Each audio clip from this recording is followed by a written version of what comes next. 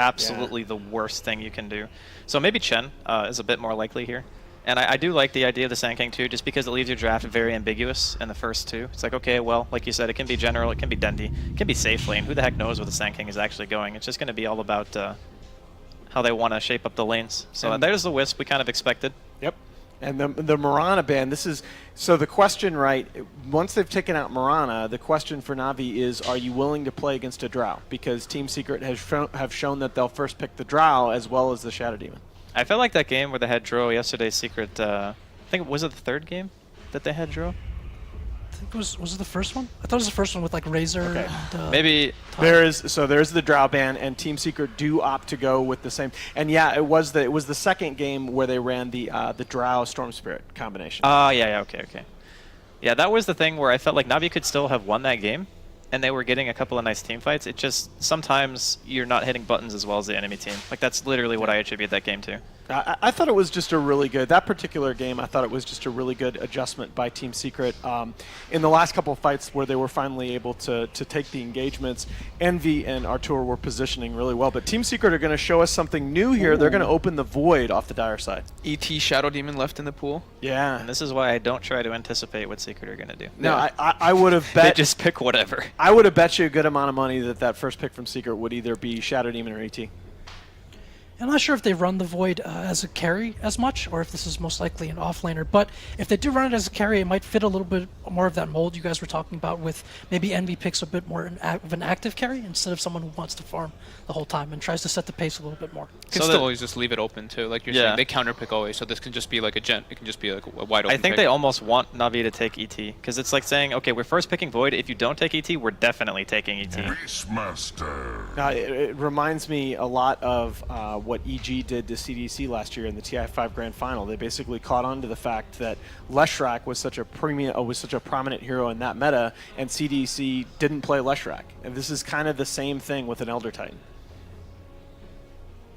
I mean, to a certain degree, I see what you're saying, but I think that Navi could run ET if they wanted to. Seneca plays it. We've seen some Seneca does play it, but it's not a hero that they've shown a lot of in this tournament. Navi are going to go for the double aura strat, so Beastmaster provide the vision.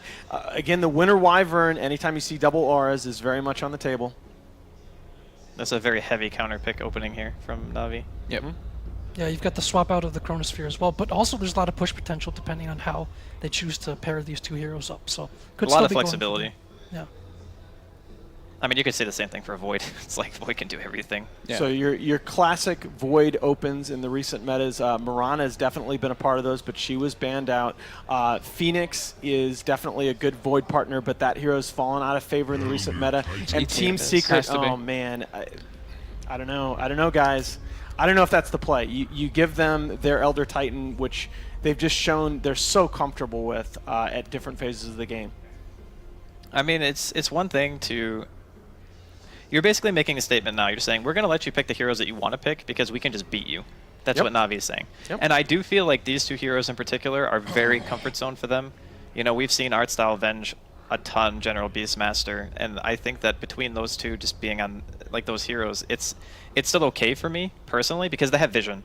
And I think vision is one of the keys when you're playing against Faceless Void, because oftentimes you don't want to try to take direct 5 versus 5 engagements. You want to split up the map and do your own thing, maybe pull them apart a bit and go for some small skirmishes. So I think they have the tools and the heroes that they opened with to deal with the Void ET, but it's not going to be easy. Yeah, that's what I really worry about, because the Beastmaster vision is a really important way to offset some of what Elder Titan brings to the table, but at the same time, they basically showed the other day against Complexity that they can stop a push with an Elder Titan almost single-handedly. And that, I worry about Navi if Secret is just able to play that stalling game.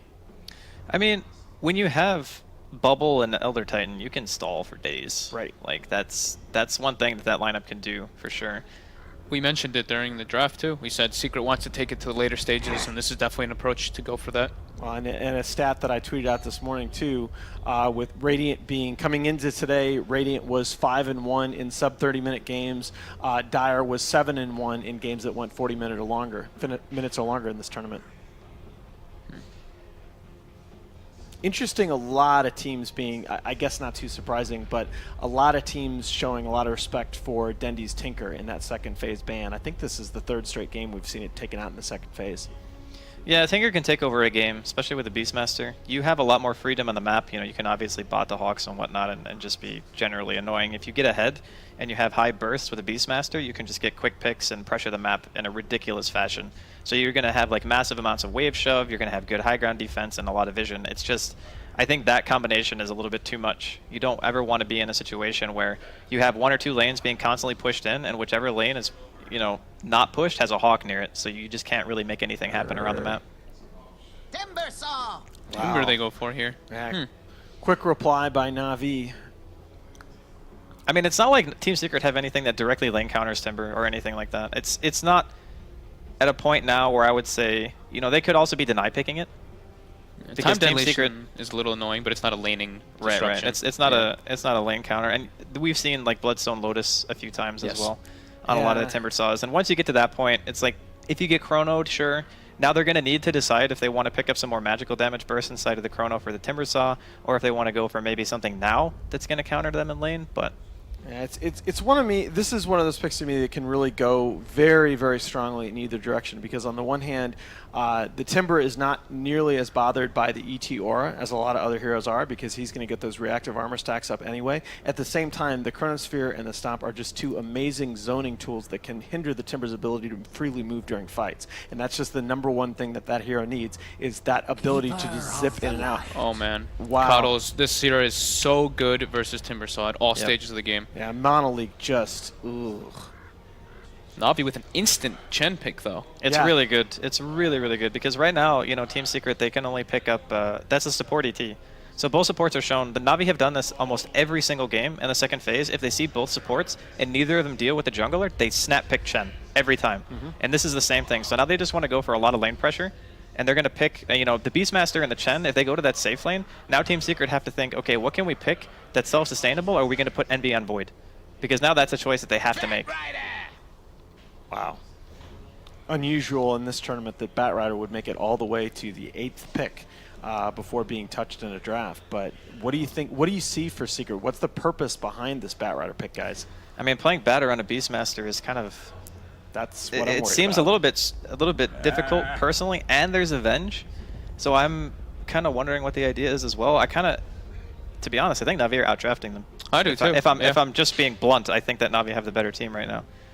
Because realistically, okay, you might have an okay laning phase because, you know, the Keeper of the Light's going to be annoying to whatever offlaner, but they don't really have the heroes to pressure the lanes. And if General decides he wants to go to the jungle, the only person who can test is ET. I suppose Coddle can stack. Maybe that's the idea, that they want to play a more greedier early game that forces the Chen to bother the Coddle instead and take pressure off the safe lane. But either way, I think that Navi have everything they need to win this early game. And if they do, you know, we've seen what they can do with an early advantage. Yeah, they even have the Venge for the Batrider later on. Yeah. The one thing I'll say about Secret is that they have a metric ton of D push right now. Yes. So if they can avoid just getting run over in lanes, it could be difficult for Navi to sustain these mid-game pushes.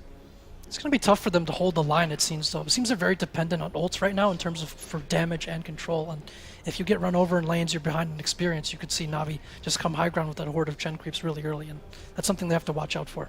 Yeah, I mean, the one thing they could fall back on is, like we were saying, mass D-push. Like Coddle, ET. Good luck breaching high ground with your Timber Saw in that matchup. It's going to be really annoying, so I'm wondering how hard they want to go with the late game here. I mean, because I feel like that's their only choice now, right? You're like, almost all in at this point.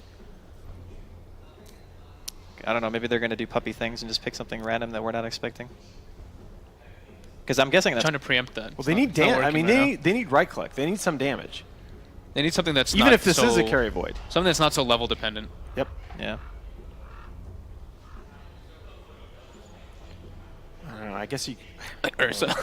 Razor, okay. Yeah, So this is what they went for Artur in the first game yesterday against Navi, and again, it makes it so that at least one of your lanes is going to stand up very well to this kind of pressure. And with this pick, it's almost certainly that Envy will be on the Void, Artur on the Razor, and you'll see Bobo on the Batrider. It's also like Navi's kind of picking a single core hero here at the end, even though they do have like the auras and everything to amp it. The Razor pick here is going to be pretty cool because you can just static link if it's going to be a physical damage dealer. That's pretty much only the one to deal with. Huskar here. But then it's either Huskar, Lycan's still on the table. They can run out of that Razor static link.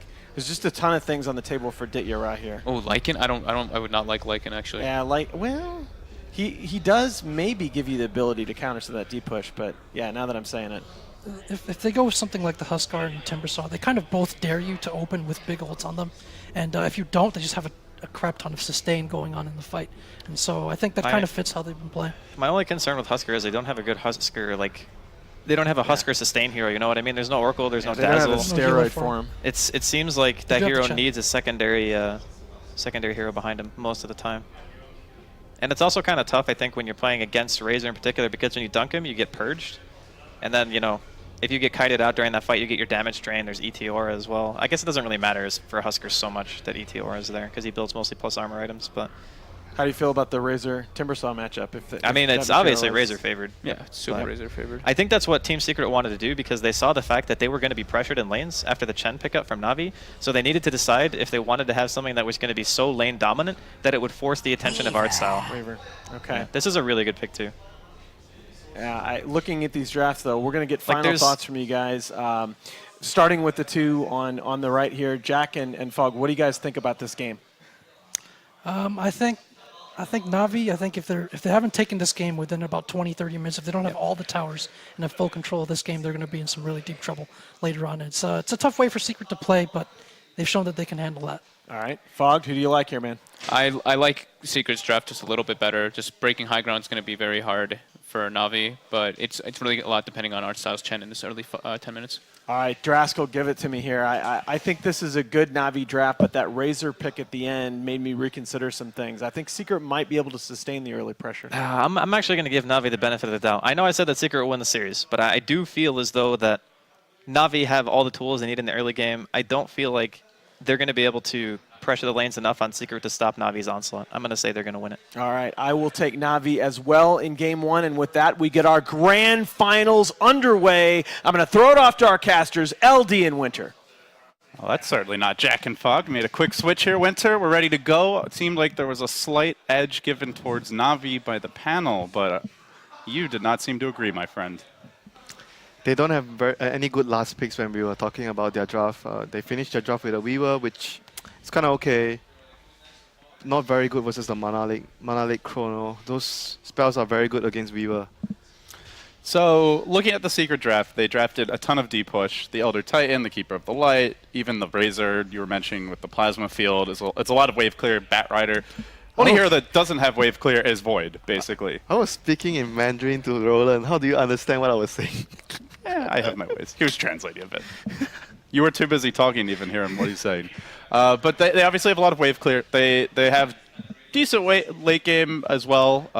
Not really the best Roshan lineup for Secret, but they are dire side. And normally we've seen Navi just snowball the lane. So do you think there's any way Navi can get control of this game early? Or one way, like Chen rotations. Maybe they have to do dual hero rotations, VS Chen and the Creep. It's very difficult for the Chen alone, because Elder Titan can, basically what he has to do is always scout out the smoke movements of the Chen if he's moving alone. If there's two heroes, the Venge and the Chen and the Creep, then they have a chance to kill the Elder Titan.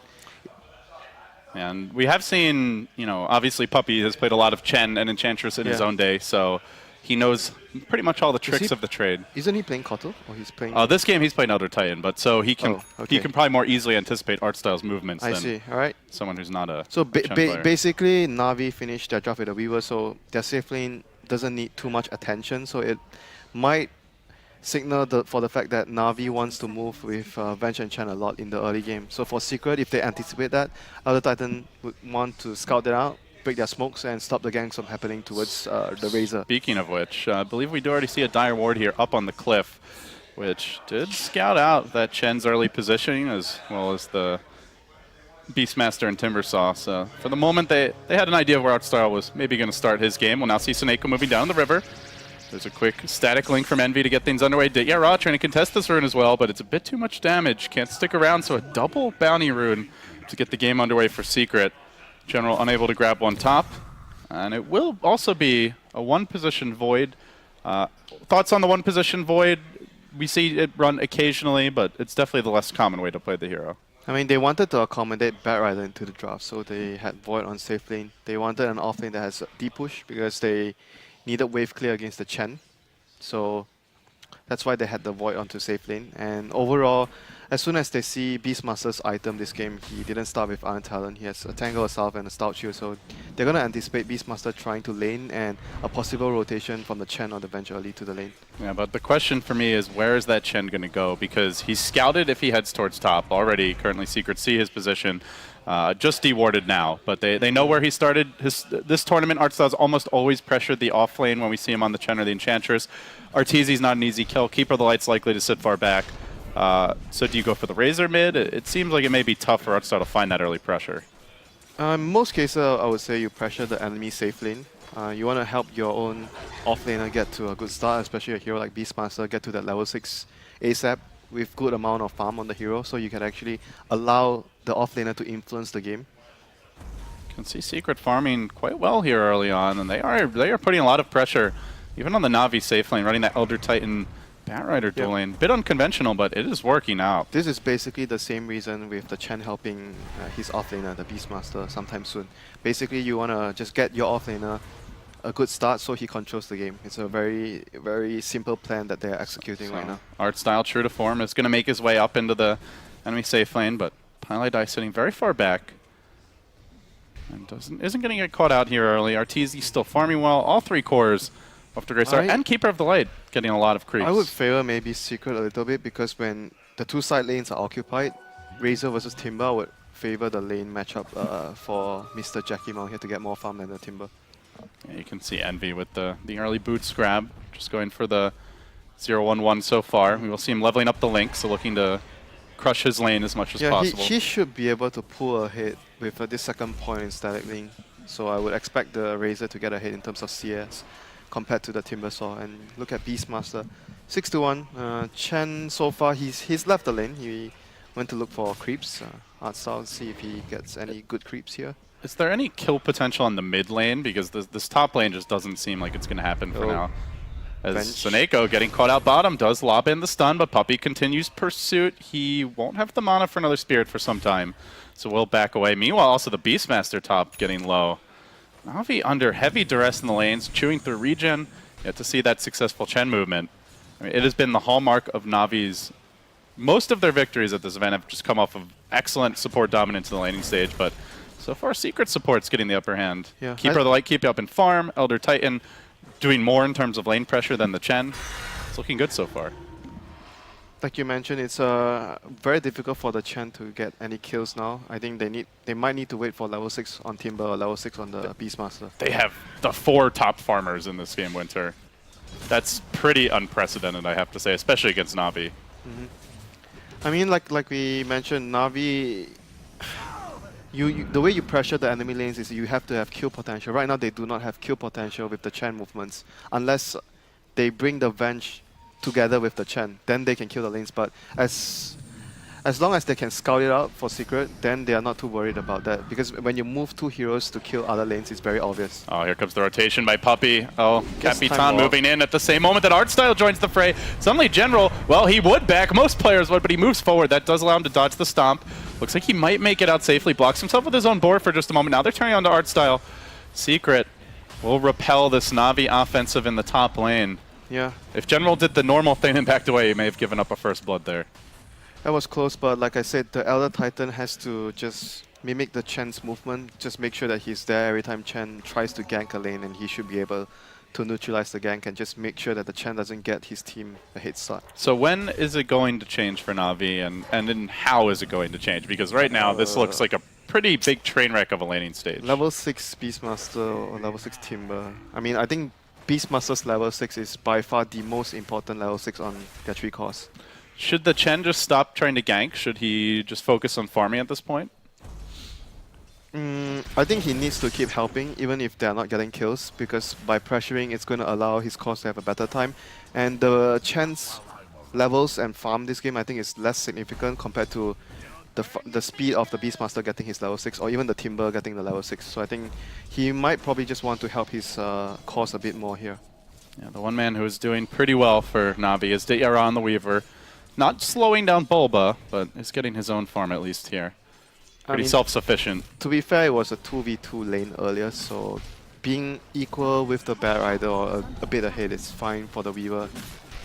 at this stage of the game. Oh, in fact, just bring Bulba very low here, but reluctant to go in with Puppey in reserve. That Weaver's a bit frail at this stage. Bulba will just salve up back away, but did have to commit the Firefly, so won't be able to go to the jungle. Yeah. It's going to be slowed down a bit now. Secret right now is very happy with the situation because they're up against the Chen, and if the Chen doesn't provide his team... Oh, maybe this is the opening they needed. They do catch up Pilot. I bring him down somehow, some way. Well, he's still finding that first He was blood. actually really patient. He was actually waiting behind the Beastmaster for quite some time, and we saw Pilot there trying to run up and maybe try to harass the Beastmaster there, getting caught by the Ensnare into the stun from the Centaur creep. And you can see General getting a lot more confident now, but reinforcements are arriving. Pilot Die will be here to slow down the push. Artstyle wrapping around. If he can find another kill, this could transition into a lot of tower pressure, and he's got the right creeps for it too. There's the Troll Trap to start. The stop could likely follow. He gets off the Monolith, but the Hadouken, the test of faith. Artstyle make it 2-0. Damn, that was sick micro. That was perfect positioning for him as well, like anticipating that the Kotal would just TP to return to the lane, and he was just waiting for him to come into the woods, so either pull or place wards. Very good anticipation there by Navi's Artstar. But the big thing for Secret is, although they give up the kills, Winter, they're not giving up too much tower HP as of yet. That's where the Elder Titan comes into play, the Keeper of the Light. So they still maintain their objectives for now. Yeah, but it's going to speed up the Beastmaster. I mean, in fact, he's already level 6 right now, so we might see further action on the Beastmaster's lane right now since they have the Raw plus the creeps from the Chen. They might be able to pressure right now. Let's see if they go for it. Artstyle still hanging out near this top lane while Arteezy farms. Has gone for the early Ring of Health. Are we expecting that Vanguard Radiance build? Is this going to be a Battle Fury? We've even seen Lincoln's here rush on Void. Yeah, I like the Lincolns. It's primarily done by Shadow from Wings. He's the only Void that does. Little skirmish in the jungle, and Artstyle again. The man to come on top looks like Seneko stole the last hit there with the Wave of Terror. This was what I was expecting earlier when I mentioned that the two supports need to move together this game, especially because they picked Weaver that doesn't need too much babysitting in the lane, so it's going to allow this to happen. But right now, Secret is just going to have a hard time going into the jungle with the Venge joining up with the Chen here. Now the wave is getting cut. The spam continues, but the Puppey Stomp to slow it down. General moving into position. They get the Wave of Terror. General just barely clipped on the boundary of this one, but a good stun from Seneko to limit the damage Arteezy can put out. Now the Roar. On to Puppey. Will they follow this up? Navi, they have second thoughts. They will disengage with the Hand of God, and more importantly, Eternal Envy is rotating in. Has the ultimate now deployed. Wants to try and take some creeps away from Artstyle here. May be able to get this one Centaur with an extra Plasma Field, or maybe just one more right click, but he does force them back. Still, this frees up the mid lane, and boy, Dendi definitely needs it. Down 18 CS, down about 20 denies. Normally Dendi known for being the Lord of Denies, but in this matchup, not much you can do there. Yeah, it's a very, very difficult matchup for the Timber here. And like I said, when Beastmaster hits level 6, Navi immediately move their supports towards the top lane, and Secret, once again, rotating their heroes there. They use their Chrono, but not successful in getting any kills. So I would say Navi is still happy with that. Chrono down, no one lost their lives, and it's going to be a Vanguard on the Void here. So how do you go from here? Is this the Radiance build up? Do we see a Crimson Guard? I guess Radiance. I don't think you do Crimson. Crimson is not a very good item on Void, in my opinion. You want to go for damage item after the Vanguard. So I kind of expect most likely Radiance here. I mean, I think I've seen Vanguard into Diffusal and Manta without the Radiance. Doesn't seem that. There's not like a Medusa this game or something where you really need the Purge, so. The Radiance is pretty good versus all the creeps. And all the physical damage they have. The Venge Aura, the Beastmaster, attack speed Aura, so anything you can do to limit how often those right clicks are connecting will go a long way. Yeah, but then again, if you're talking about solo kill potential, if you're going for a Chrono to kill one hero, Diffuser plus Manta build is definitely the build that helps you with that more. The Manta is more like the team fight build. So Navi still keeping the pressure up top. The tower is low, but not dead just yet. And still Puppey sticks around. Wants to hold on to this thing as long as humanly possible. The creep army is in position though, and the Gen creeps caught out a bit here. But still, even with an Illuminate, it's not nearly enough damage to bring them down at this stage. For now, Envy holding serve in the mid lane. Seneko making an aggressive play towards bottom. Still Secret. You can just see how crucial this tier 1 top is for them. They are constantly parking 2 supports there. They will not give it up without a fight. But the cost is that Boba gets left alone on the bottom lane, and unfortunately the Swarm not going to connect, so he's able to walk away. He missed the Swarm there, so there's going to be no chance for them diving for that kill. Would have been a big one too. If Secret rotate to help him, then this top tower likely falls. And if they don't, then they get the kill, pressure bottom. Yeah, just look at what they're doing now. They're parking the Chen at top, making sure that there's going to be constant pressure on the Void's lane. And the Venge is just running around, trying to set up a kill mid lane, or even on the Weaver's lane, like we saw. Well, Artstyle did back off after all that. Dundee moving forward here in the mid lane. Still getting out farm, but he's holding his own okay now that he's got the Chakram. I think they might be able to set up a kill on the Razor if they actually TP Beastmaster mid and maybe run the Venge mid as well if they want to kill the Razor. Like I don't see the Venge rotation alone to kill him. They need the Beastmaster for sure for the Razor kill. Yara doing some tower pressure of his own, trying to avoid that puppy stomp. Still gets slept up. We'll take some tower pot shots here, which do not wake you up. But he will eventually Sakuchi away. Yeah, I guess they'll focus on getting this tier 1 in bottom first before they try and top lane. Looks like they made their go. The roar, the stomp. Stop number 2. Arteezy still not enough damage to bring him down. I guess that's why you get the Vanguard build this game.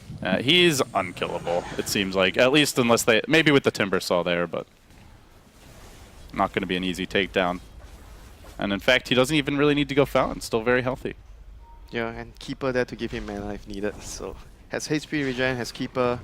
He's going to be able to sit in his lane for a long time. And now Secret maybe hit their timing window where they're going to get the blink on the Bat Rider. Do you see them finding an opening here, Winter? Maybe on the Timber. I guess they can try to go for the Timber with the Razor. Bat plus Razor. Or even rotate to top as well. He definitely has a lot of opportunities to kill in this situation right now. Do you feel like Navi are getting enough done right now? They still have not taken a tower. In terms of tower, it could be better. I think now, if they want to get a tower, they have to pressure the other lane, so Yara on the safe lane here can actually get the tower at bottom.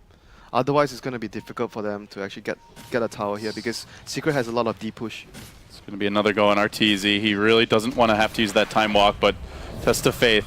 Now that the damage comes out, he will. Uh-oh, the Stomp Ambush connects on 2 heroes. Arteezy, though, is very slow because of the boar. He does manage to get the ultimate off, combining with Puppey, but Artstyle tanking in his own right. He's going to turn this one. The creeps are swarming onto Puppey. They bring him down, and suddenly the whole Navi host descends upon Secret. Arteezy down to the south, though, is healthy, survives through it all, and now Envy moves in angry, out for vengeance. The Void Time walks away. Arteezy escapes. Envy survives, and Navi give chase. Dendi, can he bring down Arteezy? This will be a huge kill, but he time walks back. Doesn't heal himself in doing so, but he survives, and meanwhile Arteezy continuing to run while Envy cleaning up. He's gotten a triple kill, looking for more. Can he make it an ultra? Dendi will chain away. Still the pursuit. Envy's fast. Just needs 1, maybe 2 more auto attacks to finish this one off, but it won't happen. Yara will have to disengage, so an excellent hold in the end there by Secret. Dude, that was 4v5. They did that 4v5. Oh my god. That Vanguard purchase from Void actually was just game-winning, man. Changed so much of the game.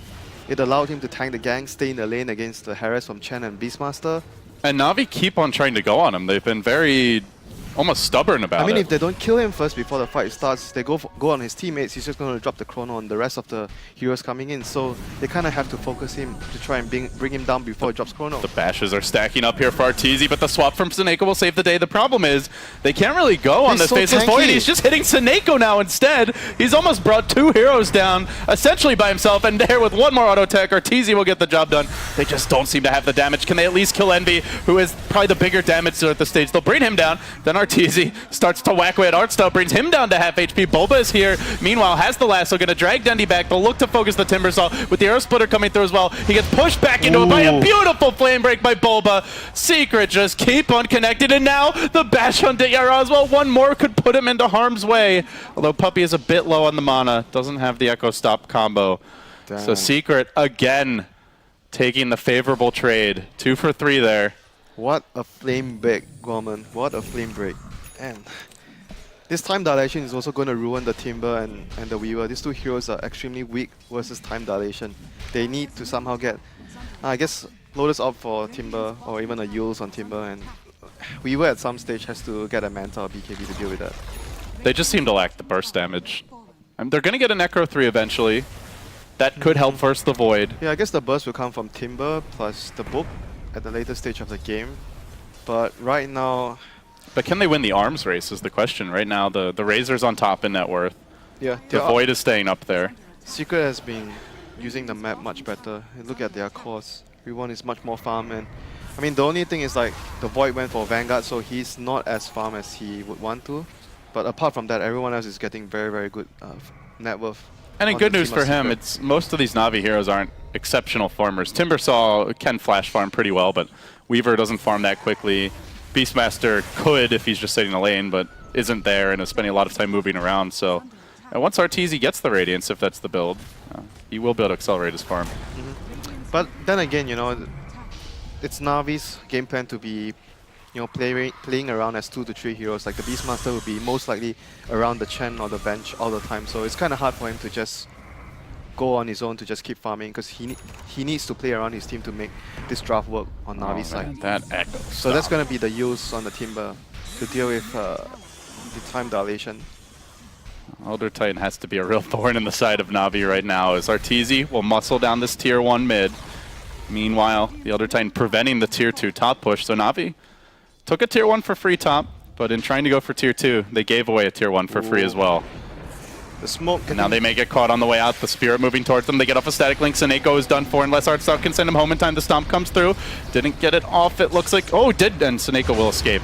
So he makes it out. Good play by Artstyle, but then the Chen instead, the sacrifice, and the Creep Army may drop as well. This would be a big loss. Centaur Stomp, an angry rebuff, but Secret just keep on marching forward. These Chen creeps getting massacred on the way out. The zoo has been slaughtered. And that is huge. That is absolutely huge. Way worse than losing Avenge. That is like 2 minutes or even more for the Chen to be able to regroup his army, and before Navi can actually move and plan their next objective. That is absolutely a big disaster for the Chen. So right now the overall situation does not look good for Navi at all. They have to be able to grow up as soon as they can with the Chen and just smoke, look for a play. They can't just sit and just, you know, let the game flow by itself. You don't see them being able to take this late. No, I think it's very difficult against what Secret has. Like, if you look at all their 5 heroes, all their 5 heroes are exceptionally good in late game. They have the better push later on, I would say, as well, when they can just massacre the Chen army with ease. Yeah. Things like Necrobook fall off later on in the game. Weaver is not the best scaling core. Weaver is not very good versus the Kotal and the Void. Even the Razor, he can't really man up on him once the Razor gets big enough. Unless your Weaver is a hit. Yeah. Then maybe you can make a case for it. Oblivion staff already coming out. Echo Saber? Vanguard Echo Saber? Huh. So he's going to be rather tanky with that build. A lot of HP. That's an ungodly amount of HP.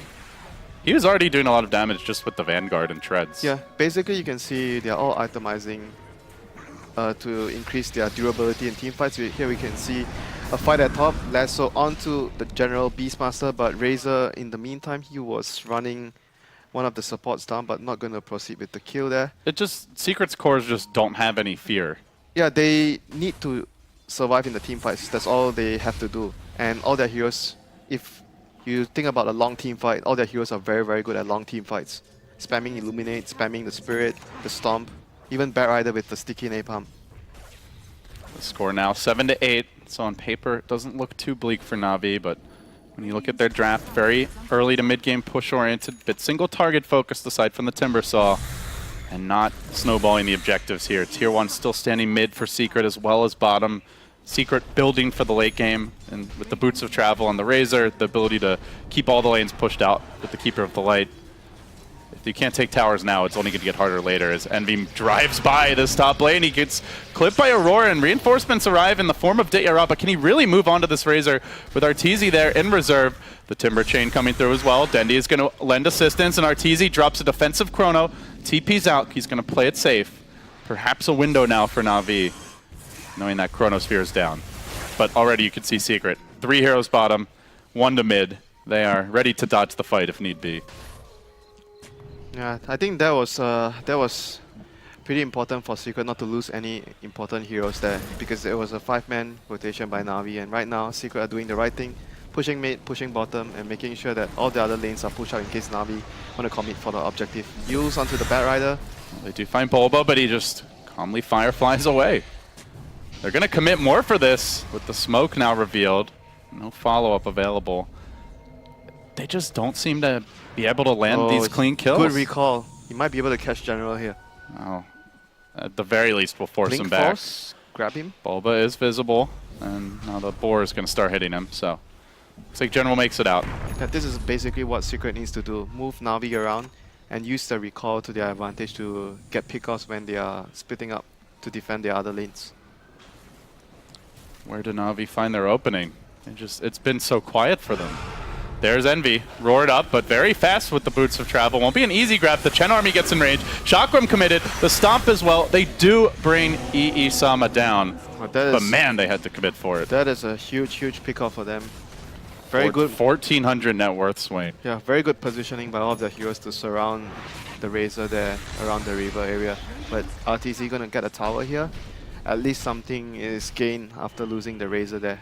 Well, they'll finally claim this tier 1 mid. Can't believe it's still standing with a Chen, Beastmaster, and Venge on the Navi side. But the air splitter comes through. The swap out, trying to keep General alive, and the stun forward from Seneko. But Bulba wrangles him even deeper, pulling General out of position a bit further. They'll get the kill there. They're fighting without the Chrono. Now they've got it available. Arteezy laying into Seneko.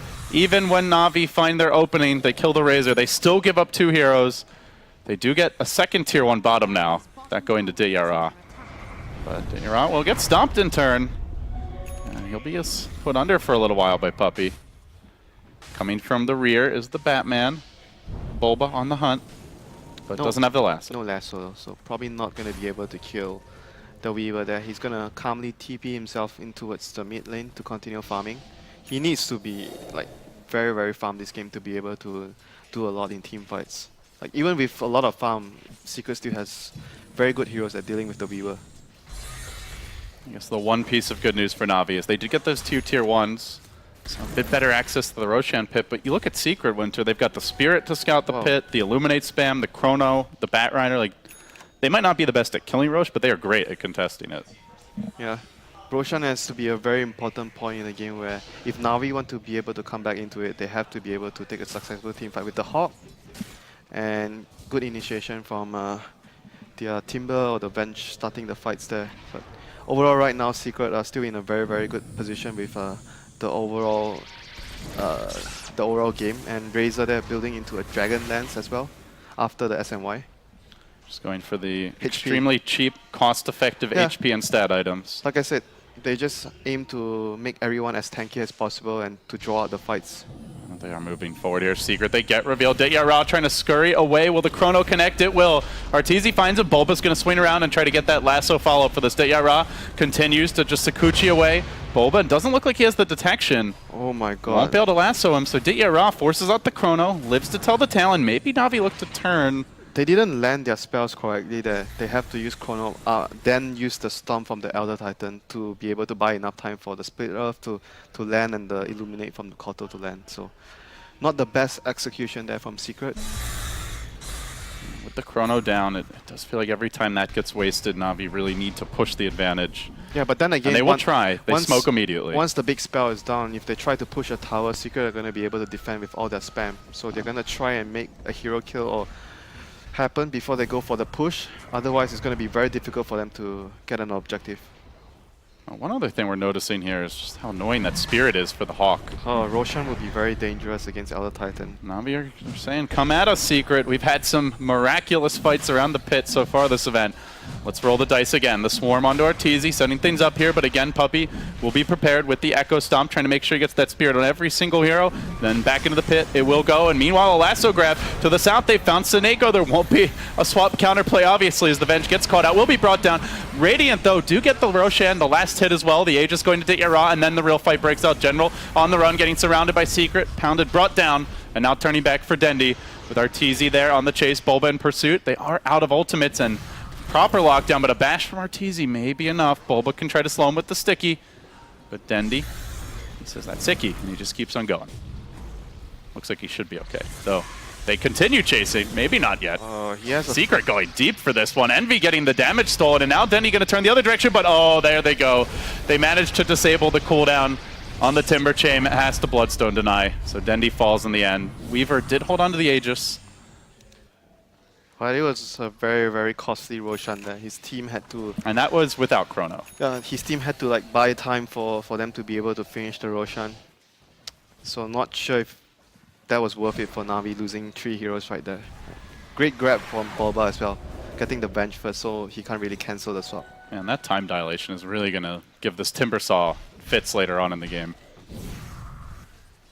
Arteezy doing a lot of work here on the safe lane Void. He does have the use for that if he hasn't used it on any other target, so he can use it to dispel it.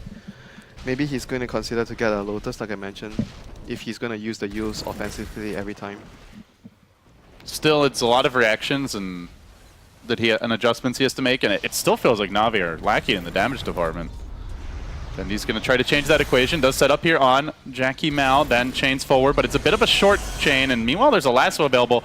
They're even recalling Envy to be safe. Bulba's going to blink out to the south, likely look for the TP soon. Man, damn. He too will escape. Secret, if they don't like the fight, they just don't take it. How many times have we seen this from Secret, outmaneuvering their enemies and just making them run around and not be able to get kills? It has to be their greatest strength as a team is being able to dictate when the fights happen for the most part. Yeah, they're one of the teams that uses the Counter Recall very, very well. Offensively, defensively, they just make sure that they understand that there's always this recall and everyone on their team plays to their limits where they try to drag the enemy to a corner and just make them try and kill them and they recall out. And it's even just the little things like, you know, when you're TPing out from a gank, you TP not to the fountain but to the other lanes, you can immediately start pushing. You know, even itemization, Envy getting the Boots of Travel, just knowing that they want that extra mobility to deal with the Navi split push. Secret definitely doing a good job at halting that Navi offensive so far. And with the Veil that Elder Titan got a little while ago, it's even easier for Puppey to clear out these waves. Roch still chipping at that tier 2, but it's slow chipping. Meanwhile, fast action bottom as Bulba leaps in. Arteezy here to follow it up, gets off the dilation. The roar comes from General. It's on to Bulba. They commit the Chrono as well. It does catch Saneko, but he's in pretty deep. Not sure they want to chase that one, and Dendi out for vengeance, but Bulba able to blink out again. They got to at least kill up Arteezy here.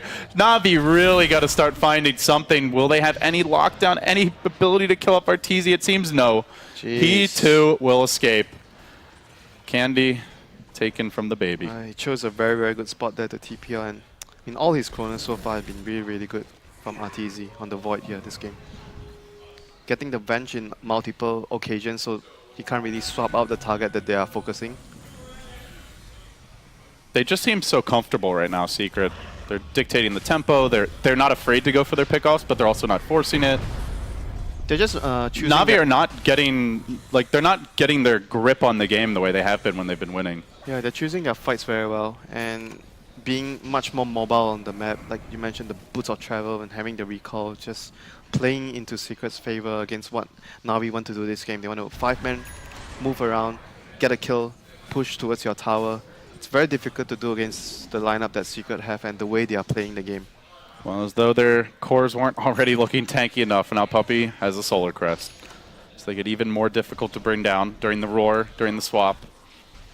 BKB to add to that defensive capabilities. Yeah, he's like one of those players that buys all his team items on his supports all the time. The Crimson Guard, the Pipe, Solar Crest. A man after your own heart, Winter. Team player, a true team player, unlike Mr. Gorman here. That's what I have you for. You're Mr. Pipe. Before pipes were cool. Not anymore, you know. Now they stack. Not anymore. I mean, Pipe is still a great item. It's even better nowadays. Navi are gonna post up a bit here in the mid lane. Do they dare walk into Secret with all their ultimates, their full combo ready? They're gonna chip. They let the swarm fly. Clips only Arteezy and the creep wave. And say goodbye to your creep wave. There's no way they push like this. They have to, you know, send the Beastmaster behind with the bench or someone else, get a kill, and then they only can push the tower. If they're just 5-manning in front and knocking on their door, it's never going to happen. Elder Titan Spirit and Kotal, good luck with that. It's hard to find that pick, though, because they have to try. The Elder Titan is always going to sit really far back. Yeah, but they have to try. The Keeper of the Light also. I agree they have to try. The Bat Ride, you also have the Spirit always scouting is the other thing. And you really, it doesn't seem like they can burst the Void or the Razor now at the BKB, so it's very tough to get that kill. And for Secret, the kills seem to be a little bit easier. They're moving on to Dendy now. The lasso comes through. Will he get the Bloodstone deny off? Not going to happen. Deleted. What is so hard for Navi is so simple for Secret. I mean, all their heroes just move around very quickly. Time Walk, then you have the Razor's item build. Bat Rider with the recall as well. Oh, Chrono onto Speaking Diara. of kills, Arteezy going to work here, gets off the Dilation as well. Diara, see ya! This time is perfect execution to get the kill, and meanwhile, General getting a solo pickup on the Bat Rider here on top lane. Might find Pile die as well with the Necro Bulk, but then he brings in Envy, so Beastmaster will also need to back away. He says, stop bullying him. Leave him alone. Well, at least Pile die is farming this game. Will you do that more for me when I support you? What, help you? Yeah, help me. If I can get a kill out of it, sure. That's why I'm not buying wards anymore for you, dude. Oh, come on, Winter. Don't be like that. You only buy wards for me when you're 6 slotted.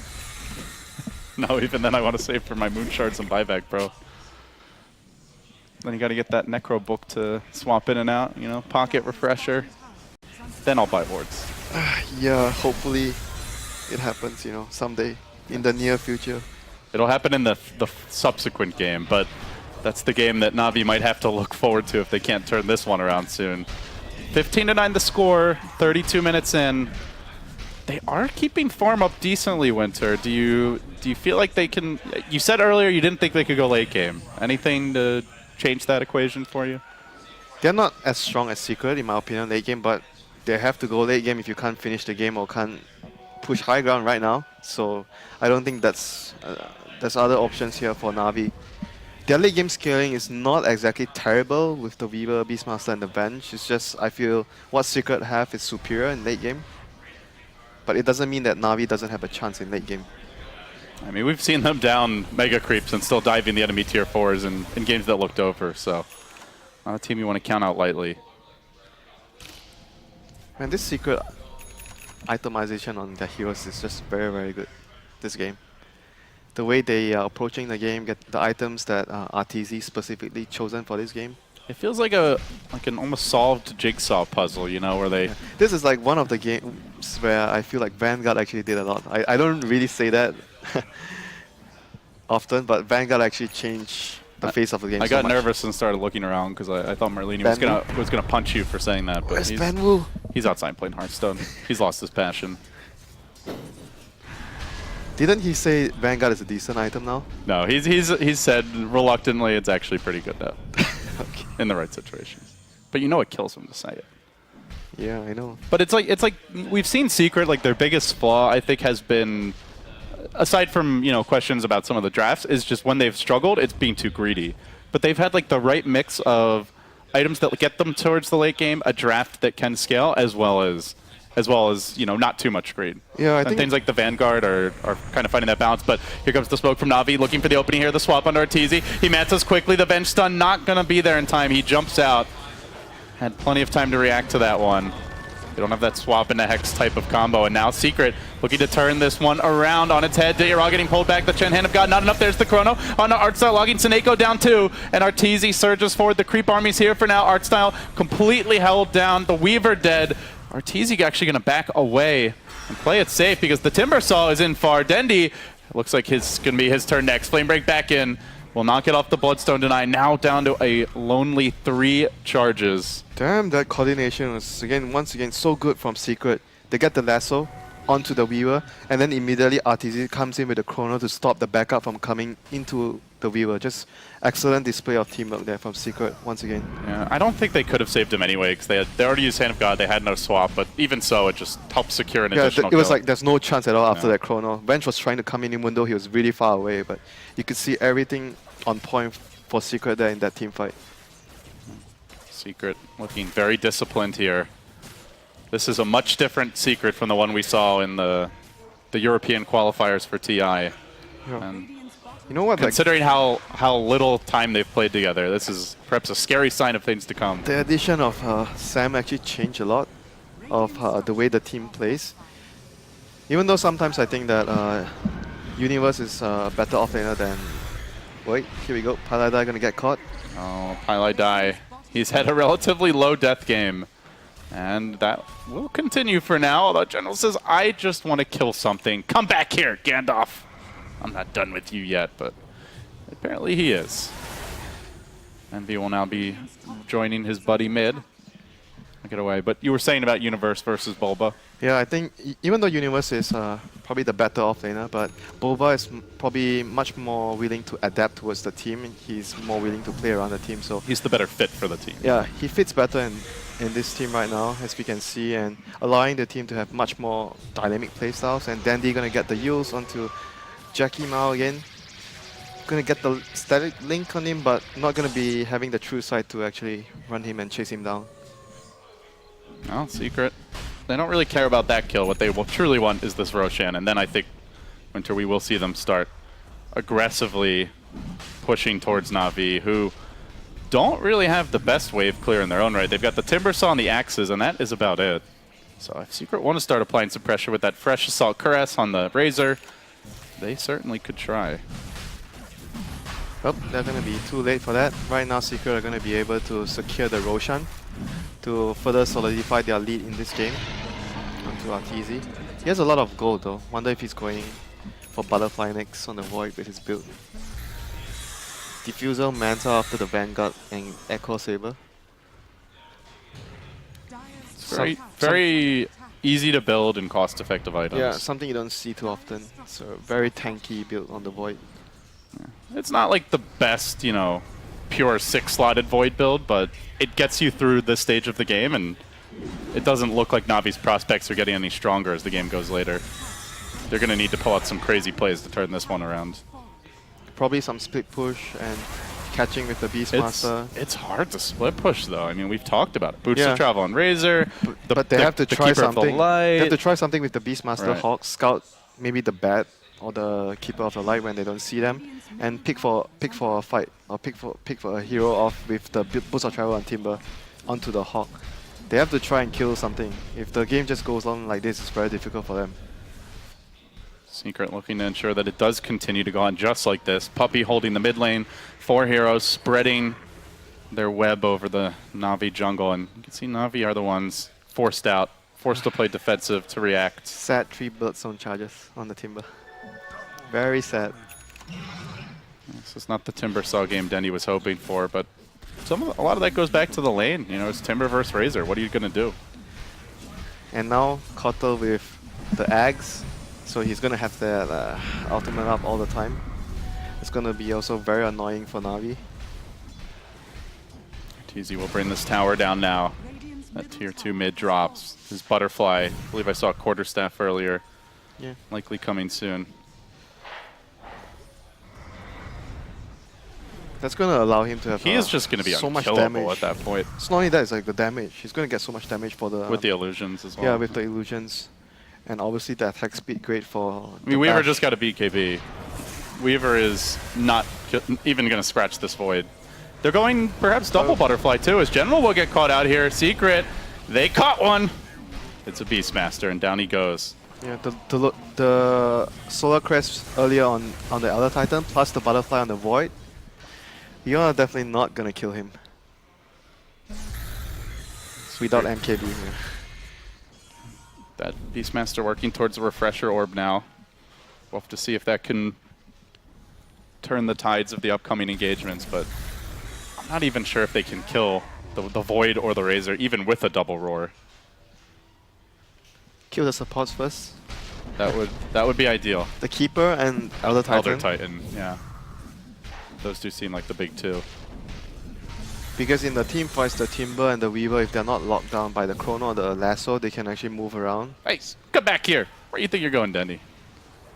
They can move around and try to, you know, kite them. And in the meantime, Navi with the Beastmaster can try, like he's the one that can solo kill the supports.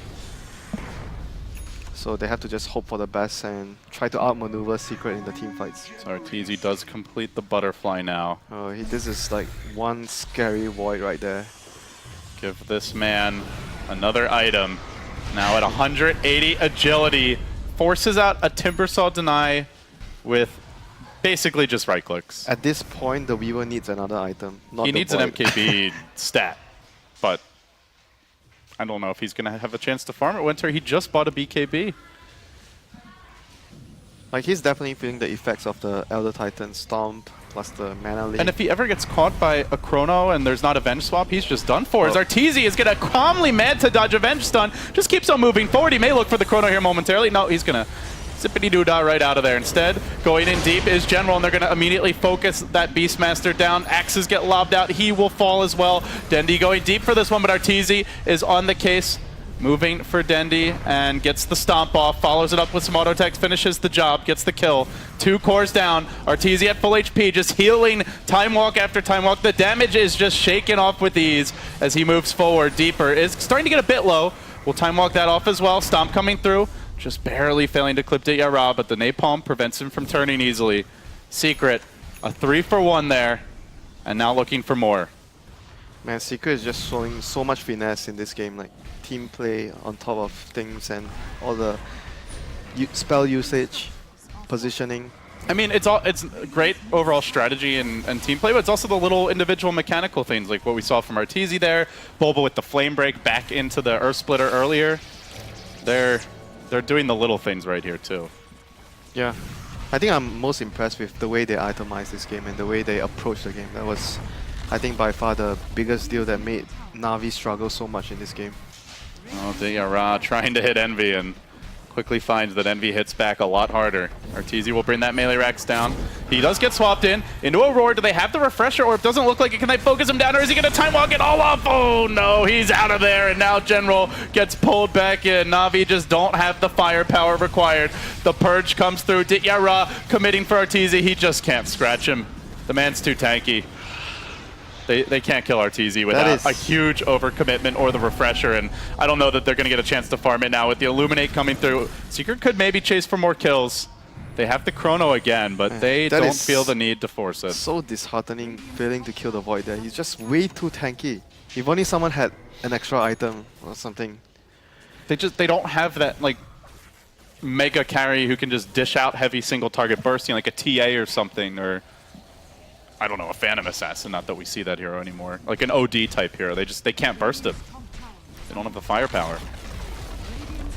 Maybe if Weaver and Timber were a bit more farmed, then it's possible. They can't even get into the fight, Winter. Like, if one of them gets caught, they either run or they die. We saw Dendi just got killed by auto attacks, basically. They have to try and initiate with the Beast, and then kill Secret first before Secret initiates with either the Lasso or the Chrono.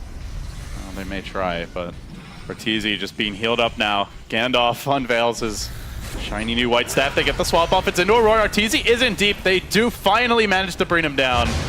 Perfect combination there. That's very well executed. They initiated first. And now Navi are going to look to push the advantage here. Puppey being pursued out, but Envy is still there with the BKB, doing quite a bit of damage. Can they focus Envy down? If not, he is going to turn this fight. He has stolen a lot of damage with the Static Link, plus 226 there, it looks like. And now turning back and laying into art style, bringing them all down on the courtesy of the Chrono with the buyback from Arteezy. They re-engage the Era, chasing. They've lost 3, the buyback, and another death, a dieback for him. 4 heroes down for Navi.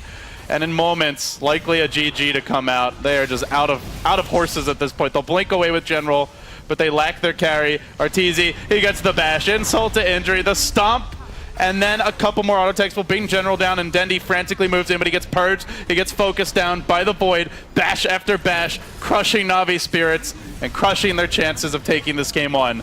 Secret had all the answers. They now lead the best of 5, 1-0. Man, what a game by Secret Goblin. Man, absolute top class Clinic. Dota. That was a clinic. Overall team play, excellent. Second pick. I wouldn't be surprised if Navi tries to switch gears entirely the second game. I think trying to go for these kind of timing window plays that they've done against Secret hasn't really worked out the last 3 games. I wouldn't be surprised if they went more towards the other look that they gave occasionally through these last 2 tournaments and at the Manila Major, more of a big ult type of lineup. So I wouldn't be surprised if they went that direction this time. Yeah, we commented too how Secret wants to ideally take these games into the later stages and just turtle out a bit. So we probably want Navi to be picking up more core heroes, more heroes that scale better into the later stages. I would kind of like them to see, you know, maybe if it's like a last phase pick, maybe Alchemist, bring that back. Yeah. If you don't have to deal with like a Razor lane counter pick or something like that, they're going to let still in ET the through. pool. I mean, they did ban Void, which maybe they're assuming that the Void was the issue and it was too easy to set up the Elder Titan combination. They take the trade. They take the Mirana wasn't banned this time. All right. But again, one of the biggest mistakes of the last draft, right, was leaving the ET for Team Secret to take second in the first phase. And I really wonder if ET is going to be part of the open here for Navi. It's not. I don't feel like they're as comfortable with it, obviously. I agree. So that it's just kind of like, you know, when Shiki didn't play Leshrac at TI5. That. And then you were just like, oh, we just can let the Leshrac through. So, Well, as Jack Jack brought up, maybe this Disruptor signals a more team fight centric approach from Navi. Yep. The Batrider is one of their very comfortable heroes. I thought they wouldn't really favor it so much because of the Oracle that we saw yesterday from Pi, but they do go for it. And of course, Secret, with no hesitation, picks up the Oracle. Yep. And it wasn't just the Oracle either. It ended up being a double cleanse counter with the Abaddon last pick for Bulba. They do have a lot of pick-off right now to open up their lineup, so they can still go a number of different ways. Disruptor and Batrider, both obviously good single target, and for escaping heroes like Mirana, for instance, on the Disruptor. they may go back for the bounty, honestly. Team Secret don't take it out. Because right now, I don't feel like Oracle is really that good at dealing with bounty. Mirana, sure, maybe if you land an arrow or something, but just the laning presence that it gives you, and the way that Navi ran it the other day, I feel like was quite strong. And it's also nice to have another Vision hero with Disruptor, so you can really abuse your glimpse as much as humanly possible.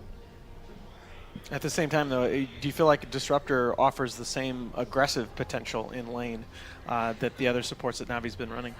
I mean, it doesn't offer the same aggressive potential in the first like 10 minutes or so, but as soon as the bounty gets to like level 6 and Disruptor is even 5, you know, you just want extra points into Glimpse so you can abuse people being out of position. And in this type of game, I can already see there's going to be a lot more movement. You know, you have a Mirana and an Oracle, a Disruptor and a Bat. These heroes are not by nature always just stationary farming lanes all the time. You know, they want to try to do something. So in those types of games, I feel like bounty thrives because it's not as often you're going to be running into like 3 or 4 heroes. You're going to be running into like 1 or 2. And those are the types of situations that he wants. So both cores from the Team Secret lineup of the last game banned out by Navi in their first 3 bans, the Faceless Void and the Razor. I wonder if this signals that Navi might be thinking about going back for the Timbersaw second phase. Definitely a possibility. Razor also just very good versus Batrider in general with the Purge.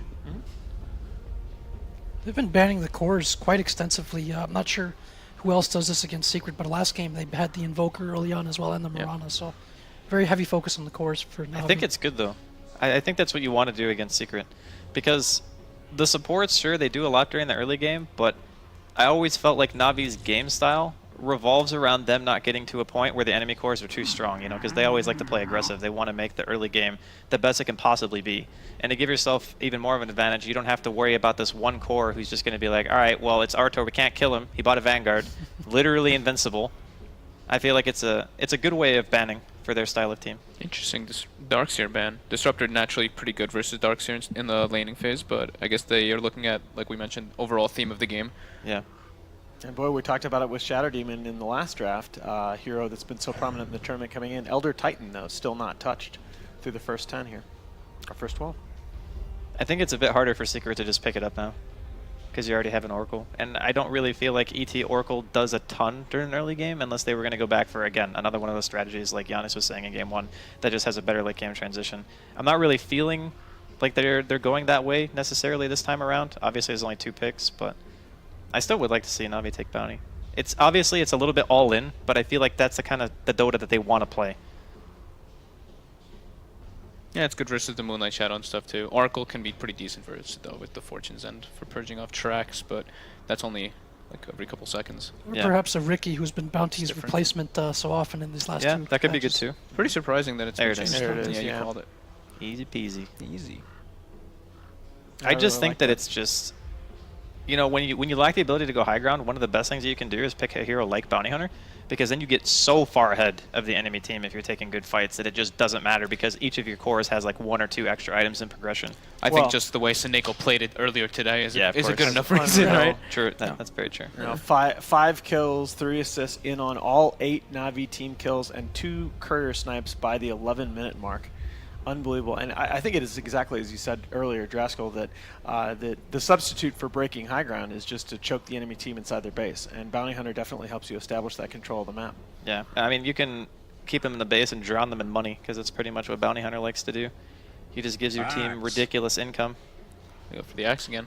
Yeah, and that's something that Team Secret showed extensively in the TSX EU qualifiers. Puppy played that hero most of their games coming through, at least the opens that I saw, and a number in the group stage as well, I believe. But that's also, Bulba can also run that in the offlane. Yeah, they could even do the Abaddon thing again. Abaddon X, right? I like that actually a lot. Very good versus the bounty and the bat. You have multiple different forms of removing things, just like you were talking about, multiple cleanses.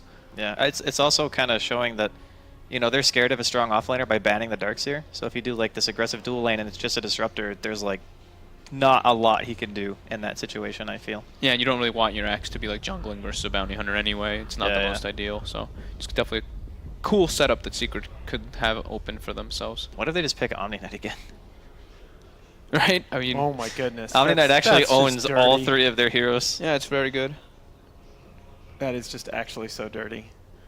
So there is the option, of course, to put Dendi on the Batrider mid, but most likely it seems like these are going to be Ditira and Dendi's last 2 heroes here for Navi. Terrorblade. Oh my. This is a very good pick in this situation. You like this? Yeah. Even out of Navi? Because of the idea that he can actually pressure towers so early. Okay. And because it's, again, more like passive pressure on the map. So now Secret, I would like them to go aggro even more now, just to deal with that TB. Have like one, maybe an Abaddon, maybe an Omni Knight, who knows, and just have the axe down there as well to disrupt the lane. Because otherwise, I feel like Navi's early game, they have the they have the ability to play aggressive. They have a Terrorblade that you're super scared of. They go for it right away. There's the ding dong. So I like it. I like it a lot. I would have liked the TB pick a lot more back when Axe's counter Helix damage was physical. Now that it's pure, that just ridiculous base armor of the Terrorblade helps him a lot less. The one I really like the Axe Abaddon here because Disruptor, he's good versus 1 hero for zoning, but when he's dealing with 2, it's a problem. And especially when you can just shield off if he does go for Thunderstrike. Right. He doesn't really do the most damage. Bounty Hunter also, you don't really want to be forced to start in your like safe lane, tri lane with these 3. They're probably going to if Secret does do the dual aggro, but that's not the ideal. That's not why you pick the bounty. So this is just Secret putting a bit of like pressure and maybe even like a little bit of a mind game onto Navi. So now Seneko needs to just go ham like he did in the series earlier. Yeah, pretty much. Yeah, and I think it's going to be really difficult for him to do so because apart from the Oracle, it's not like there are a lot of Secret heroes here that are easy kills. Yeah, I mean, there is one weakness of things like Axe Abaddon. It's like during the mid game, you can actually kite them. Like you have track speed, you have a lot of capability of kiting with the sticky napalm and whatnot, kinetic field. There's a fair amount of ways that you can just run around them in team fights, and that's typically what you want to do if you can't just engage it head on. So I suppose they have that option.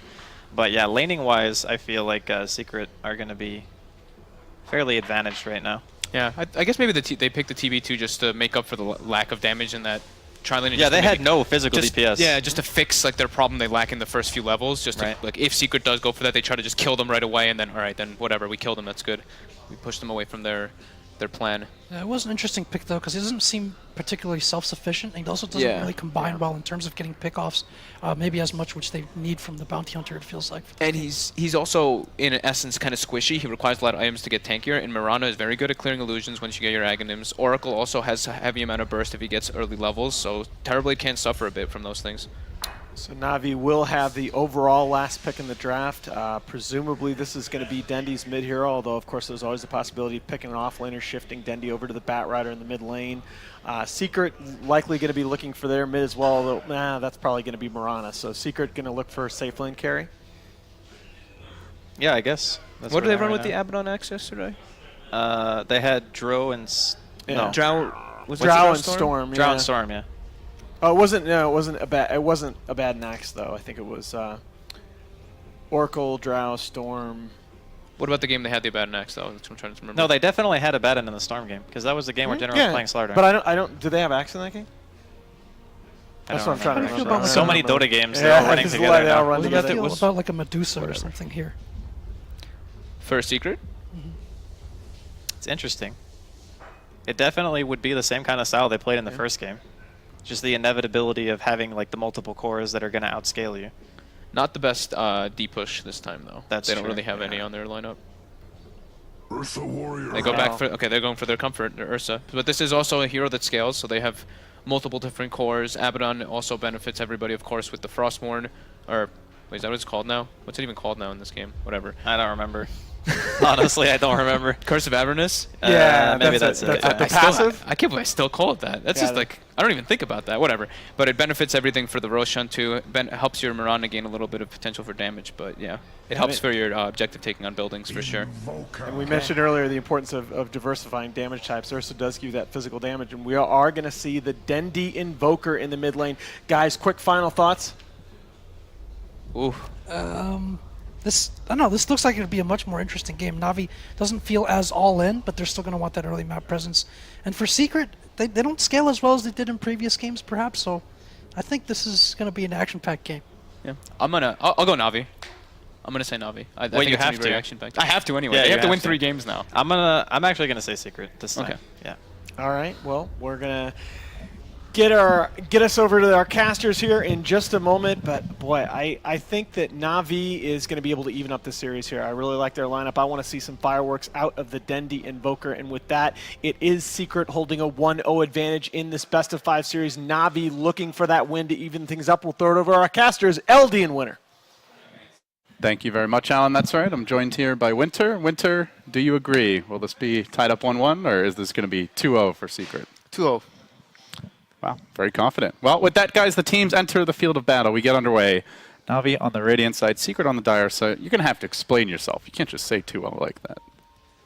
Why not? They have Abaddon and Oracle. It deals with Track, it deals with Lasso, and Disruptor is very weak versus a dual lane. Abaddon plus Axe. Are you happy now? Yeah, I mean, sure. Sure. We'll see if it pans out.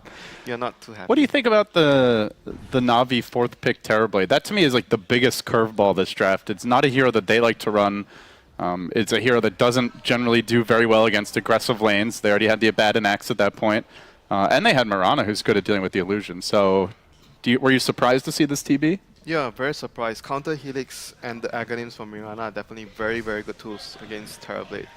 So, I mean, the idea behind the Terrorblade here, I can see, is they needed a hero that can help them push towers, get objectives, because the rest of their team are not very good at that. But I'm not sure if that's the hero here.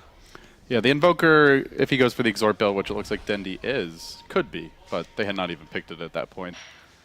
So Seneko scouting things out. He has been the X factor for Navi. I'd say probably more so than anyone so far in this event. Do you see this being a game where Bounty Hunter can get things done? Like, I think the last time we saw him play Bounty Hunter, he got 2 courier snipes in one game. He won all the lanes. He had a really fast level 6.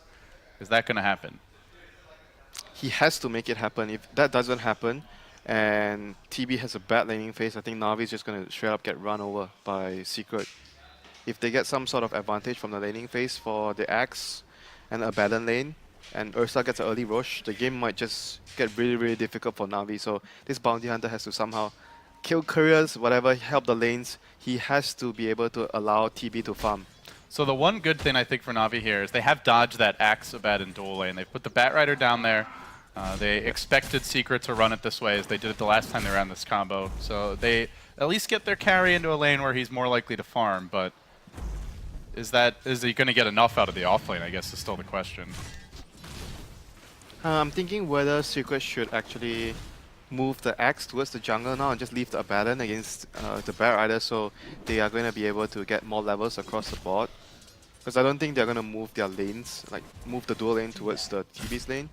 So maybe Axe going to jungle. Well, he has Battle Hunger at level 1, so he needs to have counter Helix first before he's going to be able to go into the jungle to allow his team to amass more resource. You can already see the Bounty Hunter harassment in the mid lane onto Arteezy.